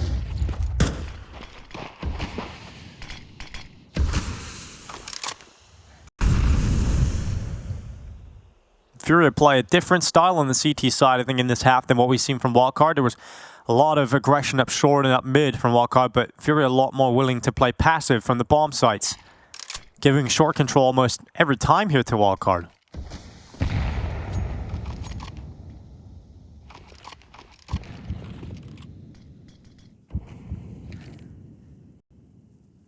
They're comfortable in these final moments. It's just taking the fights to shut down the attack. And Yuri steps up to the mark now. Timing looks good for a second, but then he got caught out of position. Okay, Fallen. Pixel perfection from the Professor, and he's going to go back again into the site. Plant is coming in for Wildcard, their last hurrah here on Dust2. And only 2 players left standing up against the might of 4 FURIA players. They're coming back in. Sonic looking to keep them going. But only 1 mustard this time. And J-Bot gets shot out by Fallen. Stylish finish from the Godfather. And we have got another map required to decide who is going to stage 2. And that's going to be Nuke, Jason. Yeah, AWP supremacy on Dust2 for Fallen.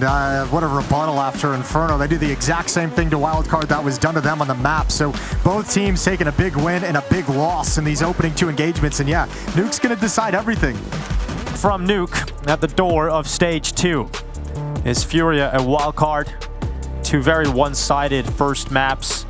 And hopefully Nuke will deliver us all the overtimes we could ever ask for, Jason. Well, you're going to want, if you look to what Wildcard is missing on map 2, because FURIA was all over them in every aspect, much like it was different on Inferno as the opening map. But phzy with the op here on Nuke can have huge impact if he's able to. Sonic's been good on this map. Jaba had a very quiet Dust2 where Inferno, he had his moments. Let's see what Wildcard's got in store for us. 5 players outside for FURIA. Oh. That's not the smoke they were hoping for, was it? It didn't waterfall down in the same way. But they're going to go and fight into his main, exposing themselves to the cross. And this is now a chance for phzy to try and make matters very difficult here for FURIA.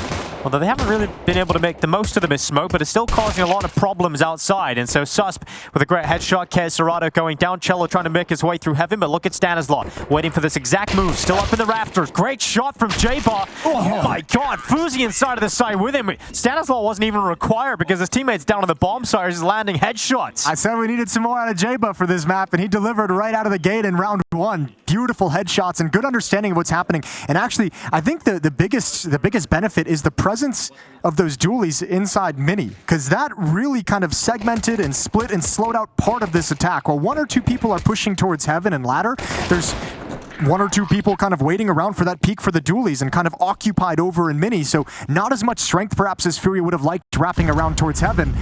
Combine that with the beautiful shots from Jaba, nice and easy on the pistol. 4 Tech 9s, 1 P250. Still potential for potency here for FURIA.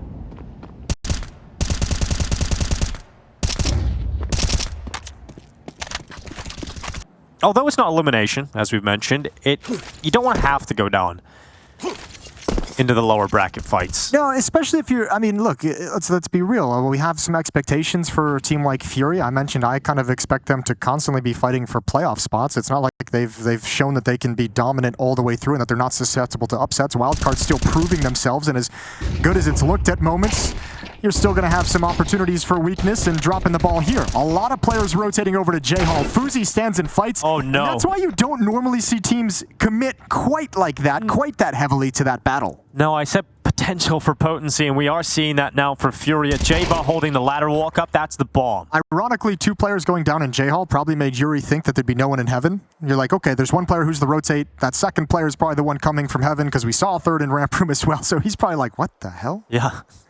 Jaba's just waiting at top of the ladder. Bomb is now down in a really awkward spot for FURIA, and with 28 seconds left, not exactly the greatest opportunities that lie in front of them. So there were moments throughout this round where it looked like they were going to be able to fight for the win, but I think with that kill from Jaba, that secures it. I think what's most awkward about this is Fallen and Cello. Okay, at least Cello's got an M4. I was going to say not dying in this round. Can you imagine if that bomb just rolled a little further? Like it fell down into the site? Yeah. Damage, but not going to be enough to really get competitive, and that's a 2-0 start here for Wildcard. Good that they both died towards the end as well. Even if you save those M4s, not being able to invest around them in this round would have made it kind of like a head scratching, a little bit like, I guess that's okay. Good kills over in ramp room, but no access to anything from there. Yeah, so FURIA now only have a scout, a couple of P250s. The problem is, if you do lose this game, it's not like you get an easy opponent, right? It's liquid waiting, they just beat complexity, so... Fallen's lucky to be alive. That nade landed on his feet. Even like hit him in the kneecap first before popping off. 5 health. It's like he's nearly taken out from beneath him. Sonic's deathmatching, and that's kind of what you get. Can't reach. Please close the door. Can't reach. That's actually so funny. That's tickled me. He's just tried so many times. His little T-Rex arm can't reach the doorknob. Oh no! Oh, this is going bad. Why? Why has this happened? Suddenly it's just Susp left 1v2. We got distracted by all the antics going down on the server, but a minute left now for FURIA, and they really did not look like they should have had a chance in this one. How have they won this? This is why you don't just deathmatch and you don't hunt down kills, and I'm not pinning that all on the feet of Sonic. That's just the first domino to fall, but just so unnecessary. Dude, that was a scout. 2 P250s and Glocks. That's gross. Uh-oh. Well, they've just kind of ruined their perfect start. Yeah, that's really gross. But now look at this. FURIA have a great buy. Wildcard have an AWP. MP9, 5-7, Eagle. And it's an upper rush. Attempted upper rush. Yuri sees a little bit of defense and slows it down. Yeah, decides to pause it right away. phzy's got that opening at least with the AWP, so giving something back here to Wildcard, but Susp only has a deagle. He's got phzy to try and back him up, but a missed shot from the Swede, now he's mollied away. Susp is overwhelmed by the sheer number of players of FURIA pushing into that ramp room. Yeah, miscoms, I think, from the Swedes, because Susp could have dropped, but I think the communication of phzy fighting kept him around, but isolated by the Molotovs, it leaves Susp on his own on an island with just a deagle, so the man advantage provided by phzy early on is negated. Evened up at 4. But now you've lost ramp room control. And you got to figure out a way to put this AWP or this M4 in a position to have mid-round impact. phzy's AWP playing at the vents in the upper bomb site. Stanislav's M4. Up in heaven, up in the rafters. No information outside. phzy Just holding patiently for the second shot to come in, but now he's under a lot of pressure. Miss Molly! And phzy's gonna punish that. Big shot on Yuri in towards main. And phzy doing so much in this round. He's got every kill so far. And with 25 seconds left, FURIA still have a shot at this. They'll smash open the windows at hell, but Ketsurato is already marching his way down into B. And look who's waiting for them. It's Jaba with the MP9. He swings open Decon. He doesn't see anything just yet, but he knows how disruptive he can be in the final 9 seconds. The bomb only getting planted now. Ketsurato defending. Jaba goes alone. So it all has to be phzy. The op in the hands of the Swede, and it's another shot. Can phzy do this alone? An ace teed up. Ketsurato on the other side, and phzy would have had to take every single kill, but it's denied by the big man. Yeah, that's such a hard clutch as well. Good reposition from Ketsurato. No way for phzy to read that whatsoever. You know, it really scared me. I almost saw the future in that round in the 2-on-2 with Jaba being the player of Decon. Inexperienced player in a situation like that, really, really tough, and jumps the gun a little bit early, trying to delay and stop the plant with only 12 seconds. Mentioned the miscue of inexperience. There was a miscue of experience with that Molotov in towards Mini, almost ruined FURIA's day. Oh, exciting round for phzy, but you can get so close, just not the result they needed, and they're still going to have to go down to a low buy. FURIA about to snatch the lead on the T side. And I think that round where they lose against the Scout and a couple of pistols, that could be nightmare fuel now for Wildcard.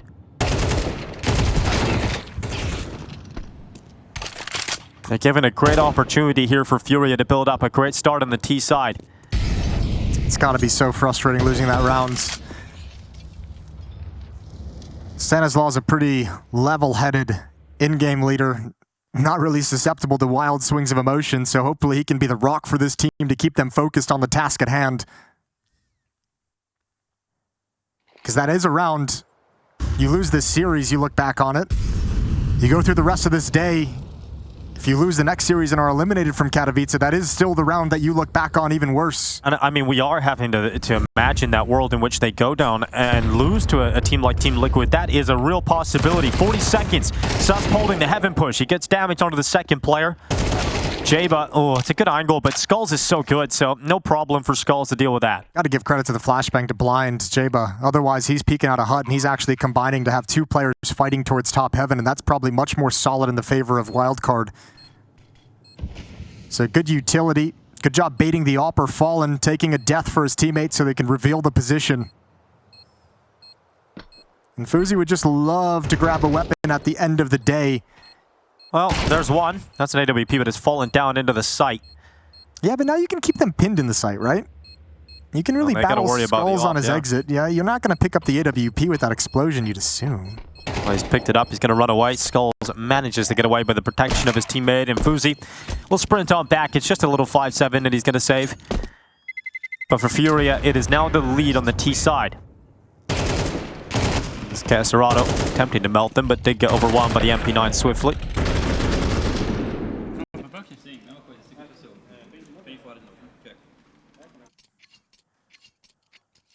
FURIA comms sounding very composed. phzy's going to pull out an M4 and not a lot around it. God, that round really has screwed them. Like, it's put them in a real tough spot. Yeah, it has. I saw Fallen between the maps, just kind of walking away from the tournament area. Ooh, nice shot from phzy with that M4. Okay, now the 5-7s can make this interesting. We saw this previously, phzy getting an opening kill with the AWP. Does a little bit of extra damage onto Yuri. Would have loved to have grabbed a little dink or a headshot kill. But I saw Fallen, and he gave me the look and the fist bump after Dust2, as if he's like, yeah, I'm coming online, baby. Yep, he's here to play. And so is Ketsurato with the MAC-10 on 2. Could be a deadly combo. Oh, not happy with that. Get away, run away. Ketsurato, got Skulls beside of him, so no problem in the end. Good shot from Sonic. We'll pick up an AK-47. Wouldn't be a bad save here for the next round. No, it would be an excellent save for the next round. Not only the AK-47, but with the most money on the team, it primes him up to be able to drop an AWP over to a teammate if they want that on phzy. Extra AWP down the stretch.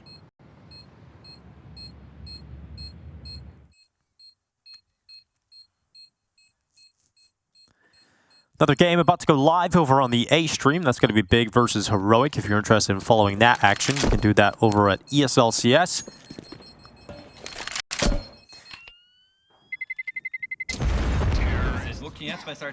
And that action will be brought to you by Scrawny and Launders.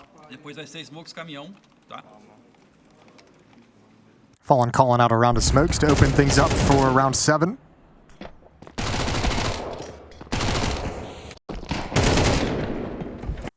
This is really the first buy we've seen since that messed up moment. Yeah, full buy across 5 players. Other than that, it's an M4 and op and some pistols picked up. Wildcard better get this going right now. phzy 8 and 4. He's got a pair of opening kills so far on this map. One with an op, one with an M4. He'd love to keep finding those outside. Yuri's looking for him over at Credit. Has the sense of where he's going to be peeking. Oh yeah, he's got another one in him. phzy has definitely come online for this 3rd map so far. He's just hoping that he can stay online long enough for the rest of his teammates to start to show up alongside him. phzy was hit by that smoke as it plumes at the squeak door, so has to give up the play he wanted to slide down vents, as they knew his position, but it has allowed Cello to cross towards Secret. And Stanislaw is here to defend. Off angle again. That's a 1v1 fight, Cello. And it's no smoke on Stanislaw. Normally you see a fight, 1 kill, drop a smoke, slight angle, drop a smoke. Stanislaw's got to stand his ground. Then he'll find out there's no trade, there's no swing. And well, he won't find that out because Cello just rips his head off. 4v4 thanks to Cello, 45 seconds. He's got space to play with now as well. We'll see how FURIA decide to move with it as they start to send more of their forces outside. phzy has gone down lower to try and address the issue of the fallen B-bomb site. Oh, he took such a big risk walking that route. Serato's found Susp, a little bit too much of a wide swing, and now SoundQ's given up as the wraparound. phzy does find Cello, but the upper defense is going to be tested. Well, it's a setup with Sonic at CT vent, Jayba at the back of the site. Sonic up first, okay! Serrato, great shot, but Jayba stays alive, nips in with 1, decides to check heaven, realizes there's no fight, there's no immediate threat, so goes back out again and finishes off all 3. Jayba from the back of the bomb site with a big moment. A big boy round from Jayba as well. Tough scenario to handle. Even for FURIA though as well, with time dwindling, they did not have time on the clock to wait for Yuri's flank through heaven. Mini goes first, op leads to pull out the positions, and even gets you 1 kill, which is better than you would have expected. But it's Jayba who seals the round, prevents the vent drop with the bomb, and even reads the heaven flank. So 3-4, Wildcard's within 1. FURIA calling a timeout immediately here. Gotta have a conversation about phzy outside, about not getting picked off. 3 rounds in a row, essentially, phzy's done that to you. 2 of them ended in losses, but this one's a victory. And now you don't have the op on Fallen to keep him pinned down.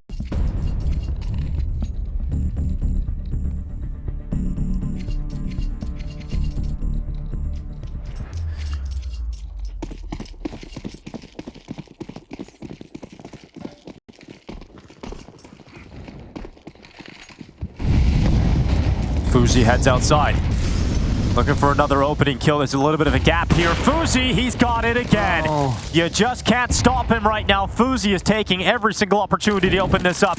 And look at Fallen sprinting with a bomb in his back. Just about dodging. Gets down into lower with the bomb, and he's speedy about this because he's got Serrato ripping heads in lower. Sonic flanks around red. Yuri caught, but they know that they've lost that B-bomb site in a huge fashion. Yeah, good play from Fallen. Drop the bomb and go handle that flank just in case Sonic is picking up the pace on it, but still going to be a tough post plant to hold.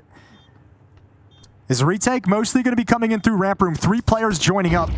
That's Skulls to deal with it, calling it out in the open, and now tucked into the corner and pinned down. Yeah. It's all heroics for Skulls. He's got 1, and that's it. Good work from Skulls just to get that 1, but yeah, it's not going to be enough to make them feel comfortable in this post plant. Fallen and Serrato got to combine this deadly combo, looking to work together, and now just Serrato tees up the final kill, and the beast waits at the back of the site, and no problem with that headshot. FURIA fired up.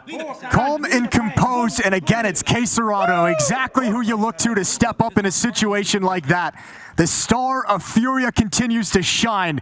A critical triple kill to once again bury Wildcard. Prevent them from building any momentum. Keep the economic advantage on the side of yours. And just so composed.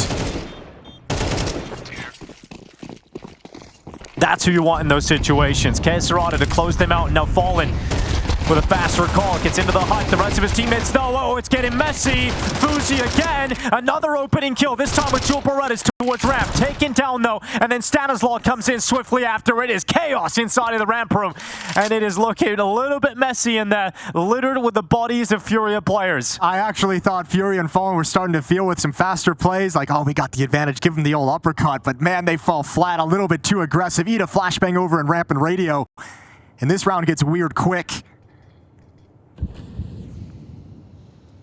Sonic's out of the fight. His entire job is keep information as possible at the lower site. Have presence there, but stay safe. Jeba and Stanislaw in position to make plays. They've got radio smoked off for the moment.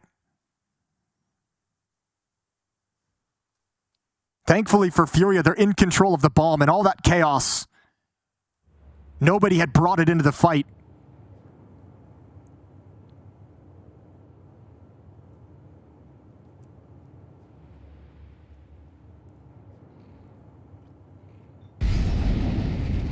Cello.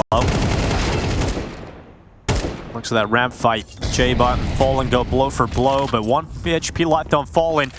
He's going to try and do what he can, but if he goes down the vent, Sonic's waiting for him. If he plants, Sonic's also waiting for him. Fallen had the right read, just couldn't get the headshot, and that is a ridiculous round to pick up. Wildcard get one back. They needed it. That might have saved their bacon. You gotta say, 2 good reads from Fallen in that round. The little 2v3, the throw utility to the upper bomb site and turn towards radio, see if you could pull them out of position, exactly what they wanted, exactly the fight they were looking for. Just this first exchange, Jeba hits a banger on Cello, and not as clean as they would have liked it, but the idea was there.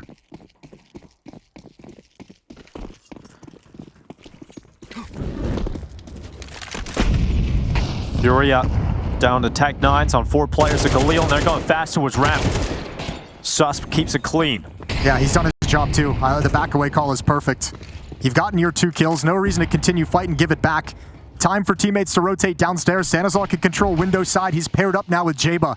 And even though they're smoked off, they can be patient, but Stan doesn't care. Blows a hole in the corner of the smoke, and now a 4-on-2.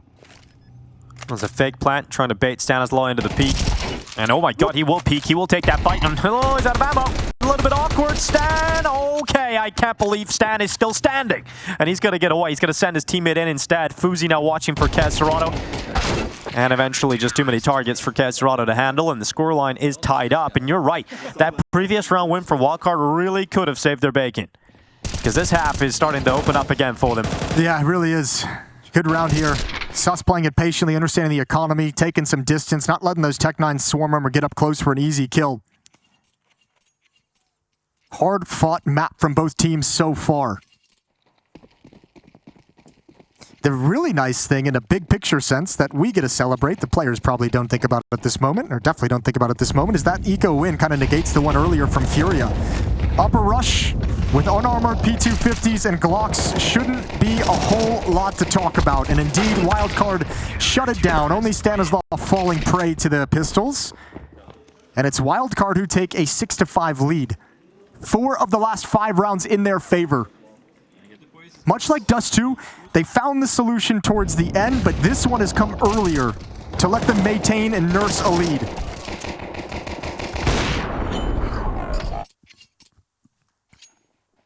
No, FURIA come into the last round of the first half. They've got a decent buy. Obviously some weaknesses here with 3 Galils. Sonic gonna cross on over. Start this round from secret. phzy's been a real nuisance outside. We mentioned that so many times. He's just been so good at getting opening kills. Not giving him any chances, at least early on in this round, to get one of those openings. He'll let them know the AWP is outside, hopefully that might draw their attention away from Sonic. But those outside smokes now blue. And Sonic, blinded, now decides to swing. Oh, it's a little bit awkward, but he's still able to compose himself. Here comes the second player in. Sonic under quite a bit of pressure, eventually traded by Cello.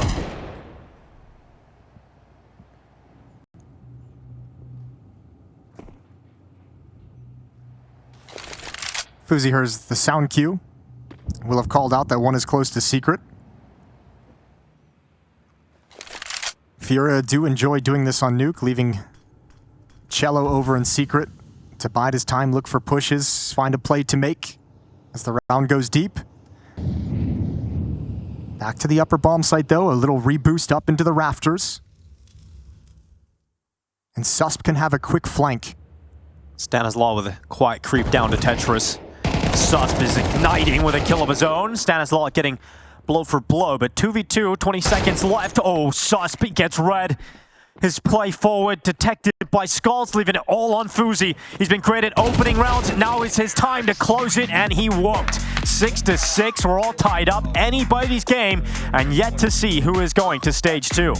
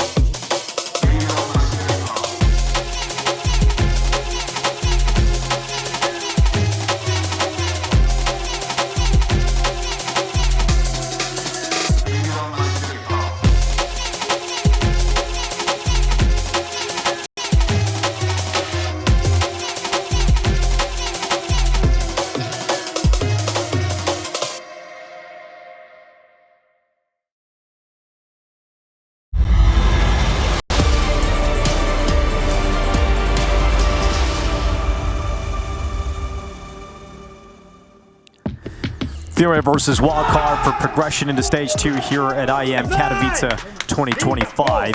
Scoreline all tied up in this third and final map of 6-6. A couple of moments that made us scratch our heads there, Jason, in that first half from both teams. You know, FURIA pick up an eco win early on in the first half. The Wildcard just kind of get caught deathmatching against pistols, and a little bit later on in the half, FURIA have the same thing happen to them. So not exactly the cleanest Counter-Strike, but it certainly was exciting. Yeah, it definitely was. And I mean, it's good to see both teams responding when they absolutely had to. I mean, it's good to see both teams back and forth, blow for blow in this one. Let's see what Wildcard's got on the pistol. Door blown open, but everything's slow after that. They don't want to fall into any quick reaction from FURIA. Now Cello knows, spotting the utility being lined up and set up, and missed shots from both sides. Finally, Susp goes to his death to get that kill, and Fallen responds. So much attention, so much defense and resistance at this upper bomb site that Wildcard finds the opening elsewhere. phzy coming back in, but he's likely to be caught here by phzy, who just peeks out. Great shot from the Swede. It was a little bit better than we even thought. So yeah, both USPs just trying to hold the line. Yeah. Chest out. Sprint down to the lower bomb site. Plenty of time. A lot of steps being heard here for Skulls. He had a lot of bullets, but not enough of them connecting as Jayba blasts his head off his shoulders, leaving Fallen alone. Yeah, and he's out now, they know. Fallen 1v3 gets the first. Don't get pulled into this. Almost two, maybe a chance. Stanislaw with a good swing. And pistol to Wildcard. That's both in the third and deciding map. Started to believe that for a second once the low HP player swings him a second. Like, there's a real shot at that. If he gets it down into the 1v1. Well, either way, Jason, we're going to have either a Stanislaw-led team in Stage 2 or a Fallen-led team. That's exciting.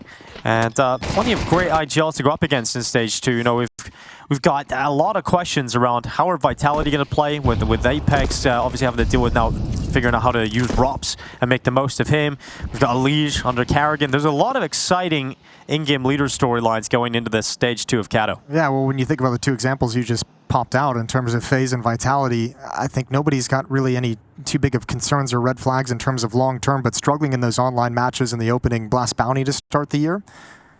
So obviously still some work, and you imagine in the break, the lag time they've had between then and now, a lot has been improved upon, so it'll be cool to see what they're going to look like at Katowice.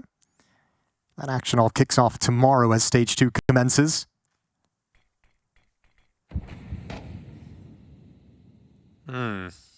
That smoke also missing. Seen it in the first half. Not quite trickling on down as they would have liked. Nice kill from Cello.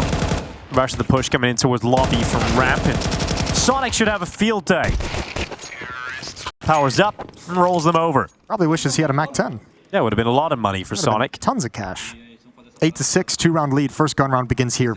Yeah, we see the Polish flag sitting on the chair of the coach, Vince, who was the former member of the Anonymous team. That's big. That is nice, yeah. He's Polish, and we're in Poland, Jason. Yeah, good point. He's one of 5 Poles, I believe, representing an IEM Katowice. And we've got Neo, we've got Taz, Snacks. We removed one, Shue. Can't have too many. Yeah, 5 was enough. One team worth of Poles. It's definitely weird. It'll be weird seeing Mouse without him at this competition, seeing them arrive today. It's going to be a tough tournament for that team with the context of Shuhei's departure. Going to be a lot of attention, a lot of criticism if things don't go well. Especially because they weren't able to replace him with Spinks for this tournament due to the roster lock as well, right? So it is a tough scenario for Mouse.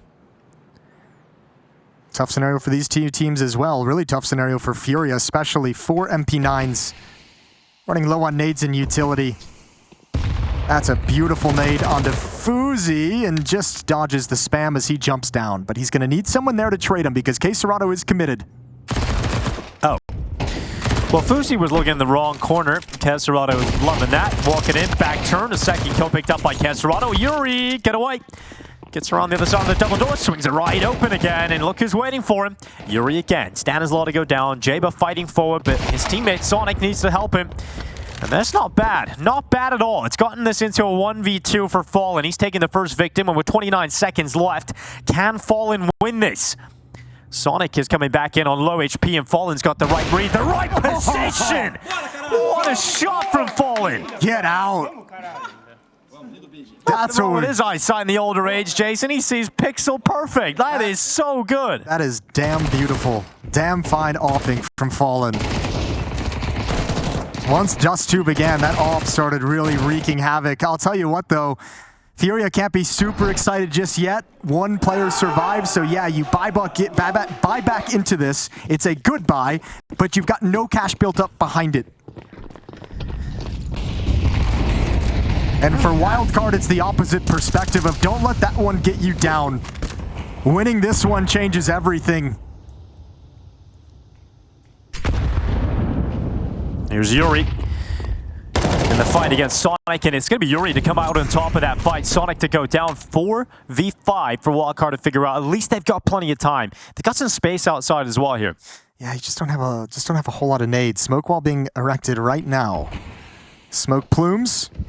Second smoke comes in. Nade for the break. No one crossing quite yet. Yeah, it's going to work for Fallen. Cello through the smoke. It gets a little bit worse here for the side of Wildcard. In fact, this round goes nowhere. Nowhere to go. Nowhere to hide. Caserado coming close to that as phzy somehow, some way fights himself out of that position. 53 seconds left. And nowhere to really go here for Wildcard. So FURIA going to tie the scoreline up 8-8. Yeah, but you can't quit in this round, even in a 2v4. You have to think we need kills. We need kills. You know you have the money on the rope of FURIA with the 4 kills in the previous round. So even in a loss here, it's like you need to grab 1 or 2 more frags to force those rebuys to keep that money as low as possible, especially knowing there's going to be a weaker buy coming up in the next round. And most of that's going to be on Stanislaw, the only player with HP. phzy down to 16 is going to look to play late. Stanislaw's got to open everything. Must find Cello inside the bomb site. Oh, I think he has the opportunity. He does. Cello's looking the wrong way. He's looking upwards towards heaven, and so Stanislaw just surprises him. And now it's a little bit scary for FURIA, who were hoping to tie the scoreline up, but at 3v2. Oh. Get 1v3 now for Stanislaw. He goes into the open, into the middle of the bomb site. They're all coming in. They line up. Oh, so close, but he's out of bullets. Oh, he hit the dink. So close, but Fallen's going to come back in and win it just about in that battle. Stanislaw nearly makes magic happen. On top of, I mean, look, that should have never been that close. They missed a number of opportunities to take Stanislaw down way, way earlier. The fact he almost puts this together in a 2v4. Mental. But hey, job done. 4 kills again, a bomb plant. You're buying back up into this, surely. You're taking a timeout. You're talking it over. You're calling the round that constantly delivers you victory. Whatever the best round is that Wildcard's got in the playbook, that's what you're coming after here. He got the ding. Oh, it was so close. You see Sida, the coach of FURIA, just wiping his brow in relief. Man, this is such a trap. This is one of the hard rounds to call if you're Stanislaw, if you're Vin's over on Wildcard, to figure out exactly what you want to do, because you're kind of willingly stepping into a trap where your money is not good, your buy is not good. You've got 1 AK-47 and 4 Tech 9s, but you know their money is so weak that you kind of have to go for it. It can be such a massive punish. The reward in this risk-reward scenario is huge. But so is the risk.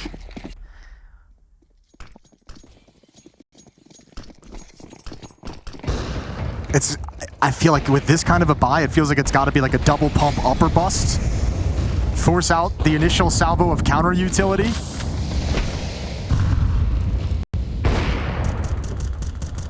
And re-exec.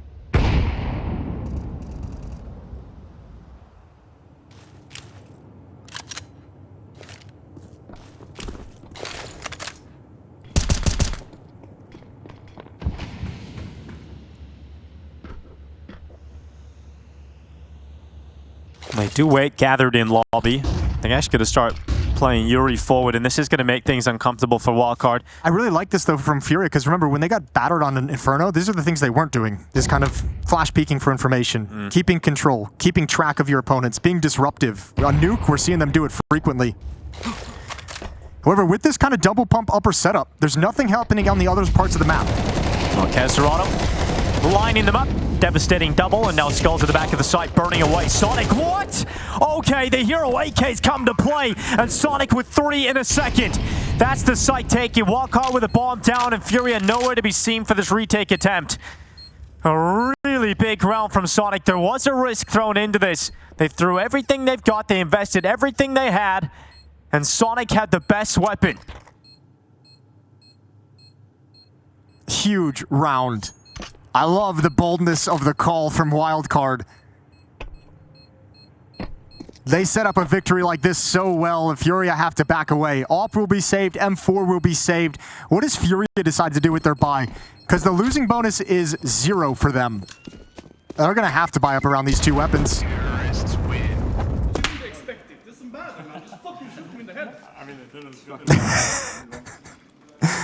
Keep it simple, guys. Keep it simple. I love Swedish smack talk. I know, it just sounds so funny. That little sing-song accent is great. Just shoot them in the head. Shoot them in the head. Well, Sonic, he listened. Timeout. This one from FURIA on the CT side. They want to talk over their buy. Now, they did win a much weaker buy earlier, I feel, what with an AWP and a glass cannon AWP on Fallen, 4 MP9s in the very first gun round of this half, and they managed to win them all.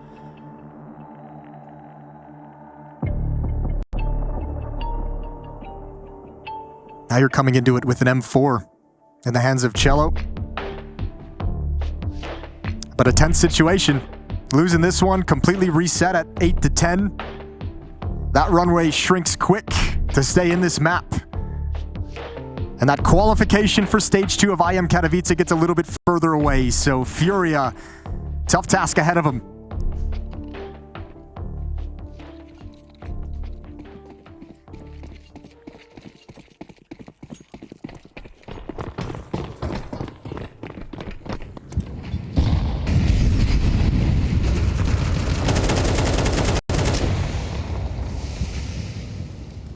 Outside again, and this time they don't have Fallen's op to contend with, at least not yet. He's over in ramp room expecting some kind of a faster play towards Yuri, who they've been activating to be aggressive a number of times in recent rounds.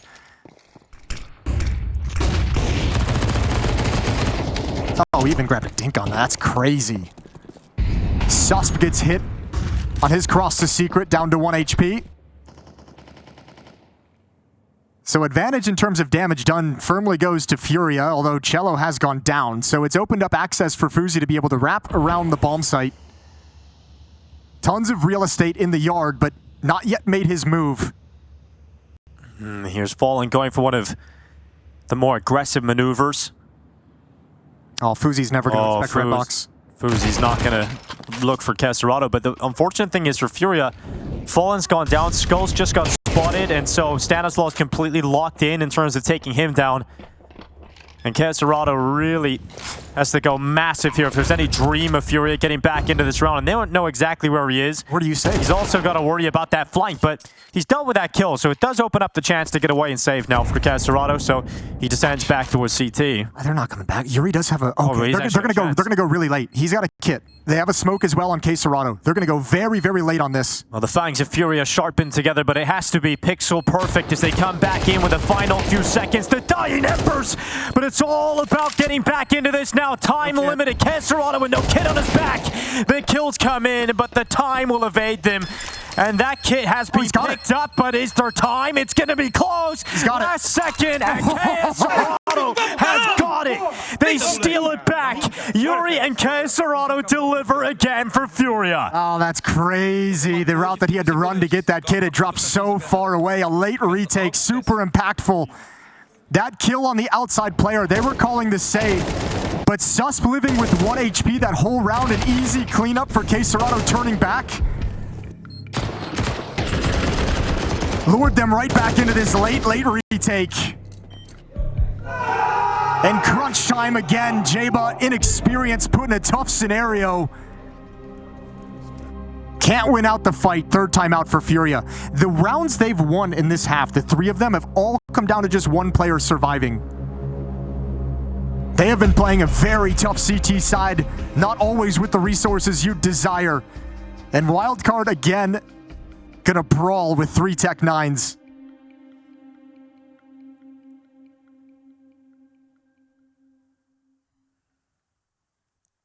phzy and Stanislaw having a lot to say with each other. Stanislaw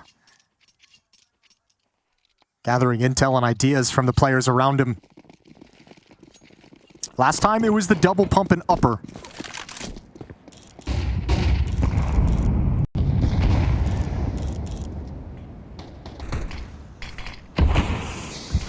Swing around right here. Oh god, timing. Oh, Fallen. Oh, Fallen just saves Cello big time. Here comes the acceleration down into ramp though. Yuri only getting 1. Can Fallen get here to plug the gap?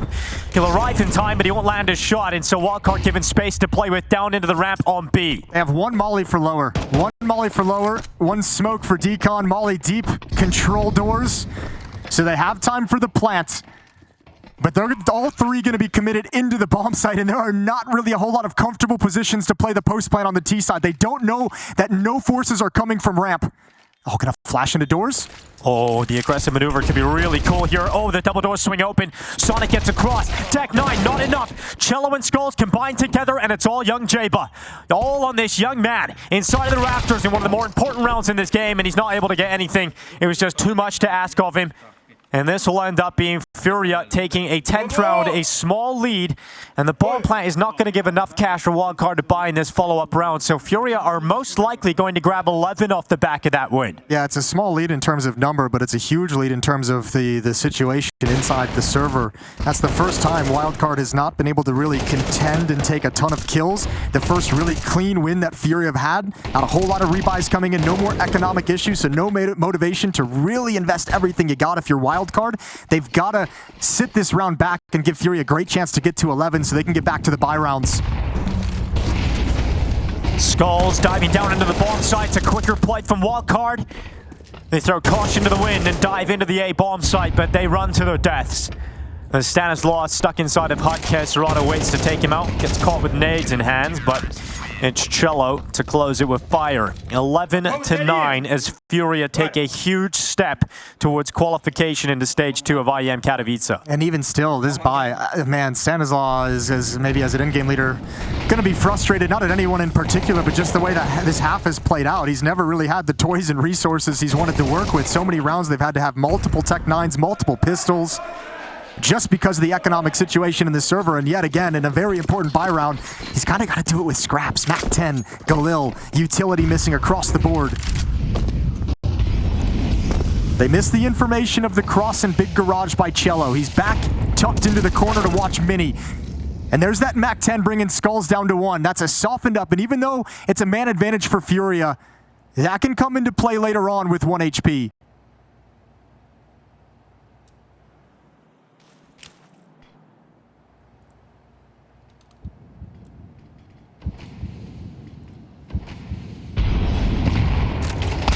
Oh, a little gap to work with for Yuri. Sup's going to use it, though, and Cello not getting enough done at the back of the garage. It's a 3v3, minute 5 seconds left. Smoke was actually blown by the CT side to get some information of what's crossing behind that wall. Big shot from Fallen. Spots went out in garage. Reposition over to the CT stairs. And now he's got a very nice angle to watch for that cross back to Mini. They might think he's smoked off. They do think he's smoked off, but they're unaware. Susp taken down for free, and it's just Stanislaw and phzy. 100 HP apiece. No smokes, 2 flashes to utilize, and 3 players to find. phzy and Stanislaw. And this is about where Sonic Dead would be saying, Skulls is red. Dinked him up, tons of damage, Yep. 1 player red. 20 seconds on the clock, and they're sprinting lower. The game is up. FURIA know what's coming. And remember, no smokes to block off any of the doors.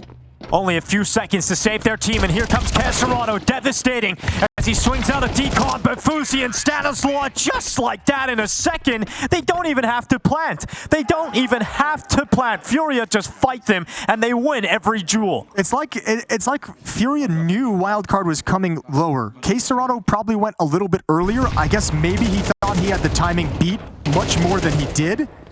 But once he kind of swings out to his death, it's like everyone from FURIA kind of gets like snowballed into peeking and fighting. And there's that 1 HP at the end of the day coming to play. Just a little tickle through the corner of the door, and Skulls knocked over by the breeze.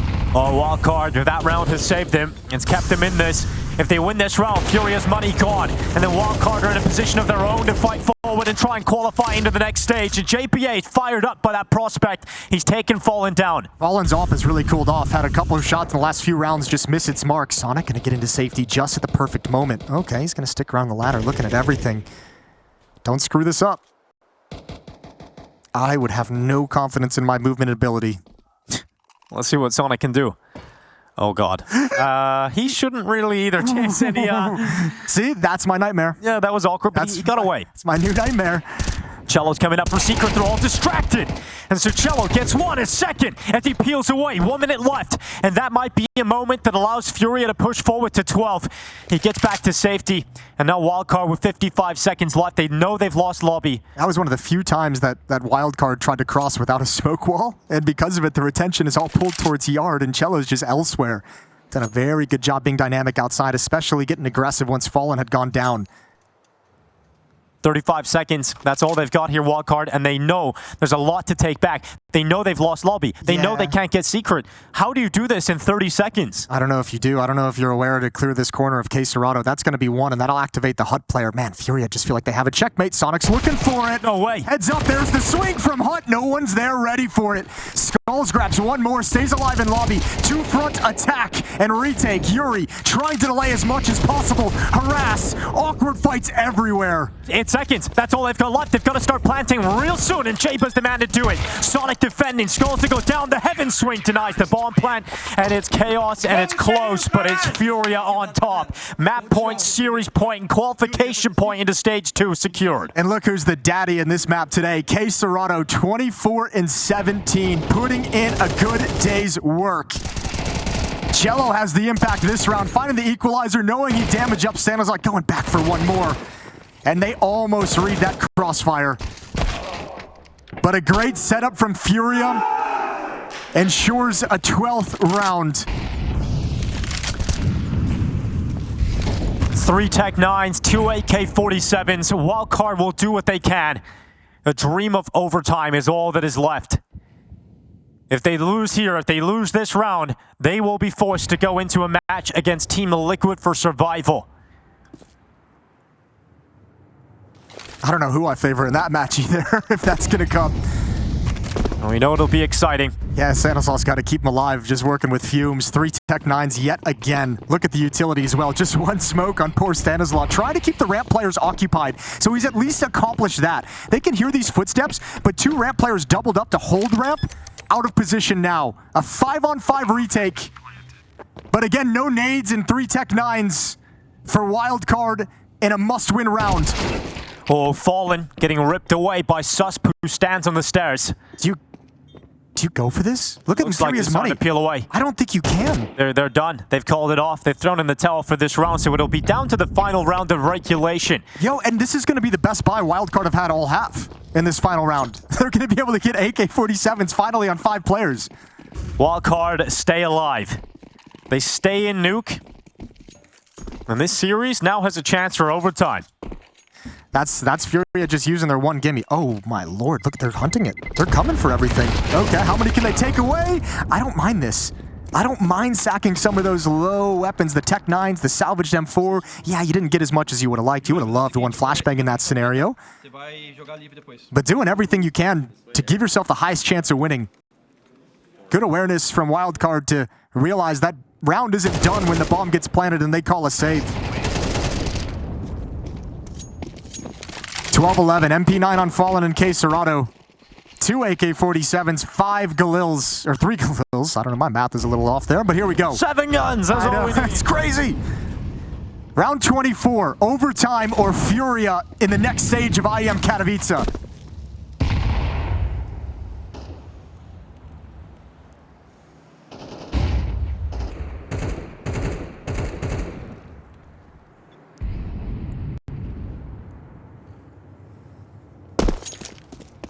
And these are the rounds where the tension reaches an all-time high.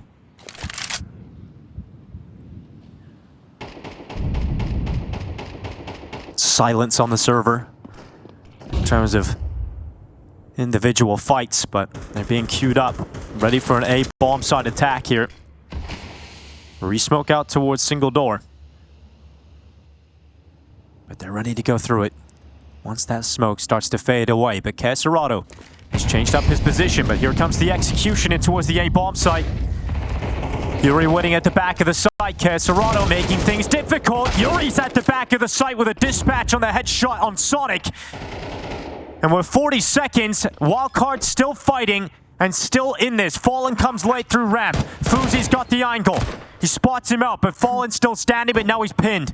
Now he's stuck. He can't move. Caserado needs to get out of the vent. He's trying to support that heaven play, but he's actually just blinded Skulls. It's a fumble here from FURIA. Not getting it going. They're going to go down. Caserado finally fires up the vent. A fumble with the AK. And Fallen doing everything he can, but it's not looking like it's going to be enough until that headshot on phzy. But no kid on his back and limited time. Stanislaw just needs to hide. And we've got overtime. We have got the bonus rounds. Wildcard, do not give up. Man, they do it the hardest way possible. Again, that last round was not a great buy, but the best buy they had in regulation. You got to give credit to Wildcard and Stanislaw. Standing tall, figuring out the solution with Tech 9's low utility, disadvantaged in certain rounds, and they somehow continue to fight back against FURIA to force OT. Go silo, just drop smoke back truck. And it's got to be such a luxury to just be like, oh my God, we have $12,000. Like what? They haven't been able to do this. Yeah, we've been doing it with scraps. This game resets as we go into overtime. Think about the clutch moments from FURIA to even get them to this point, right? That 2v4 retake from Yuri Caserado. Yeah, the last second pulled out of the hat. It's not one of the decisive moments to close out in regulation. They'll cross outside with the smokes up. 3 players towards secret here for Wildcard. Blueberry smokes give him a lot of cover. Cello gonna slide down the vents. 3 players to attack into it. Cello has done a pretty damn good job in these positions throughout this half.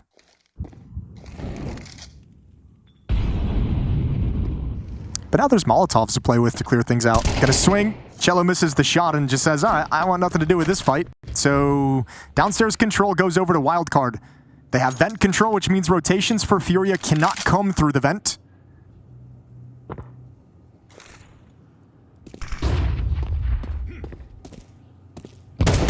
Fallen pushed up in radio with the AWP, has tons of information about lobby, hearing nothing. Windows breaking pulls him back to ramp room.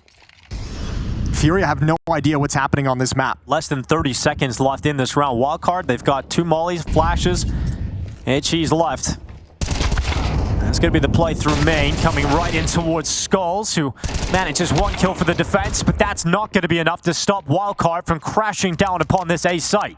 Yeah, one of the rare times, and again, maybe it's the benefit of the extra utility for Wildcard, but one of the rare times FURIA haven't really been able to dictate anything from the CT side. Usually we've seen them be disruptive, aggressive, but once Cello gets forced back downstairs, not a whole lot of great plays to make, as FURIA don't have information on the map.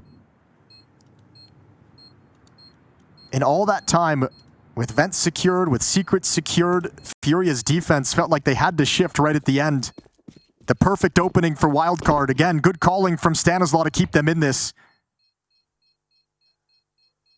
Great calling and 20 kills for Stanislaw.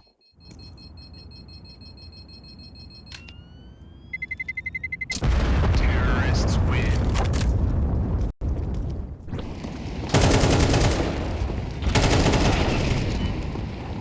But that's definitely a feature of Stanislaw's leadership, is the fact that he is very capable of fragging as well. He's not going to be a liability on the server in that department, and we've seen it at the major, right? He was a player who was stepping up and getting them big moments, in particular in the game for progression against Passion UA. That was one of my favorite games from the Shanghai Major, and he really was the standout player there, and he was doing it even with the SMGs. You know, he's a very good fragging player when the moments that matter most come his way. Very good in high-pressure moments as well. Once again, Cello finds his way to the back of the garage.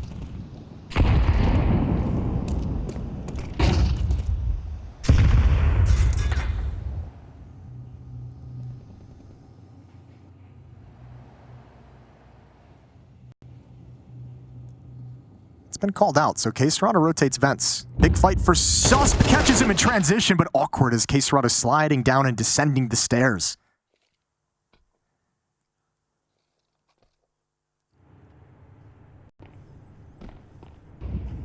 Fallen patiently waiting. Flash is going to come over towards him, but he won't budge. He's not seeing any presence. Has pulled a teammate over away from the upper bomb site just for a moment. That was Yuri coming to throw a Molotov for Fallen to give him some safety. And backing to the upper bomb site. FURIA looks like they know what's coming, but can they stop it? Fallen waiting. Here comes Sonic. And the patience will pay off for Fallen. 39 seconds. Skulls flashed into hut. Pretty proactive, not seeing anybody on the peak, and he'll bail out now, so he'll all go back to safety. He's not alone. He's got a teammate at the back of the bomb site with another rifle in the form of Yuri. So this is going to be a tough finish for Wildcard on this A site. There's going to be a lot of players to try and get through. Skulls is one of them. I know Stanislaw caught in the open, a little bit confused. And phzy has to combat up his way back to a safe call because he ain't getting out of this one. And Fallen's just going to stop him from retreating. Very similar kind of round that Wildcard's trying to run. You know, slower pace, running the clock down towards the later stages of the round, but this time they don't get any of the control they had previously. Not able to kind of force back Fallen and ramp to deny some information. This kill from phzy denies secret control, so there's really nowhere on the map that Wildcard can apply pressure to make the defense move the way they did at the end of regulation and the first round of overtime to make these late round hits effective. All tied up at 13 and a timeout called by Wildcard.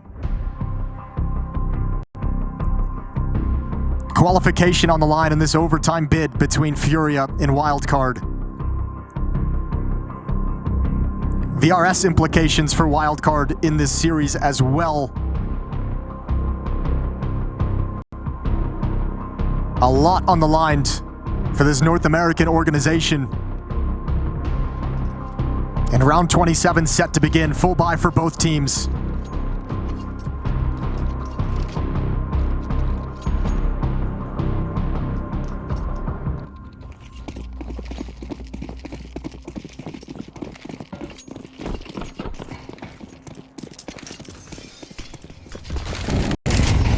Serrano. Doors blown open. Looked like he was going to be the player to grab the opening kill, but in fact that is Skulls. Serrano will follow up for FURIA and equalize out the kill that Cello has just suffered. So 4v3. Couple of seconds into the round, so much damage inflicted. There's been a lot of player advantages for FURIA down the stretch. Wildcard's been able to overcome a few of them, but such a difficult prospect on Nuke. 3 versus 4. Suspect 34 HP. That's the last smoke deployed by FURIA out towards door.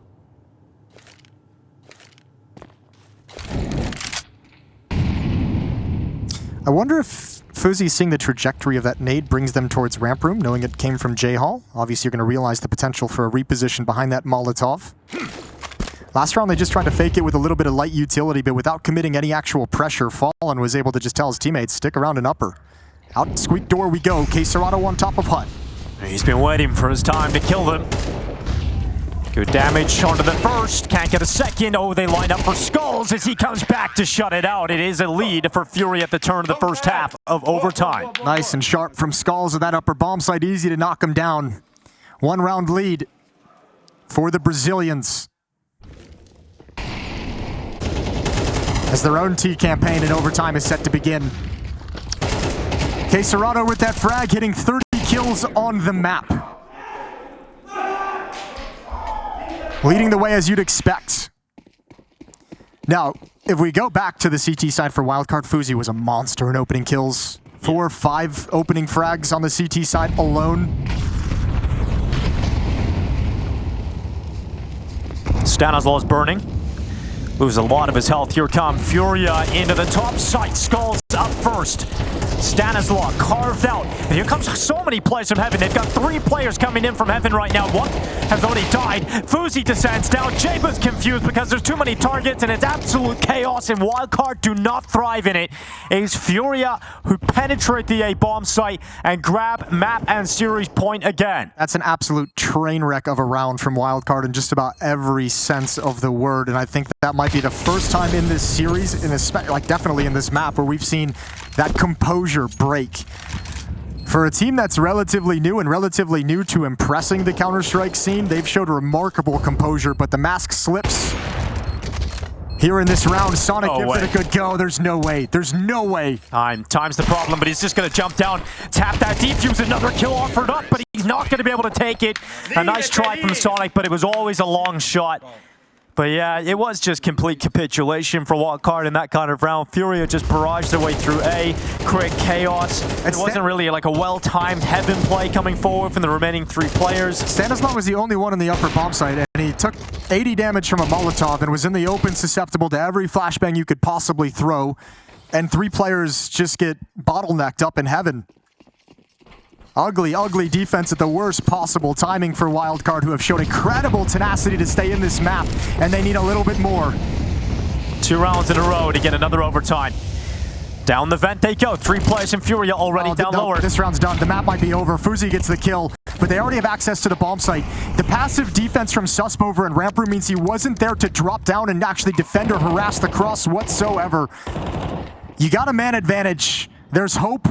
Unless Yuri can rip it away from you, which he cannot. So they've got the numbers advantage, but it's the problem with trying to flush them out of the lower bomb site. Cello trying to be disruptive. He goes back to cut off JBA.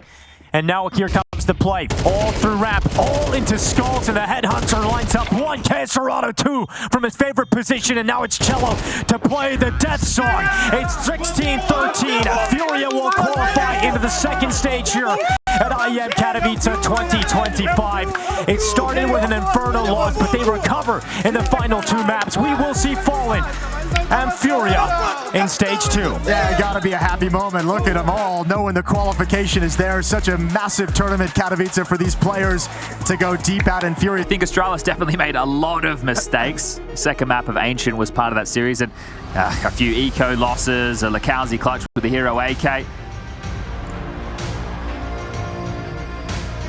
And so let's get this first map started then. It starts on Anubis. VP's picked. He start for MIBR.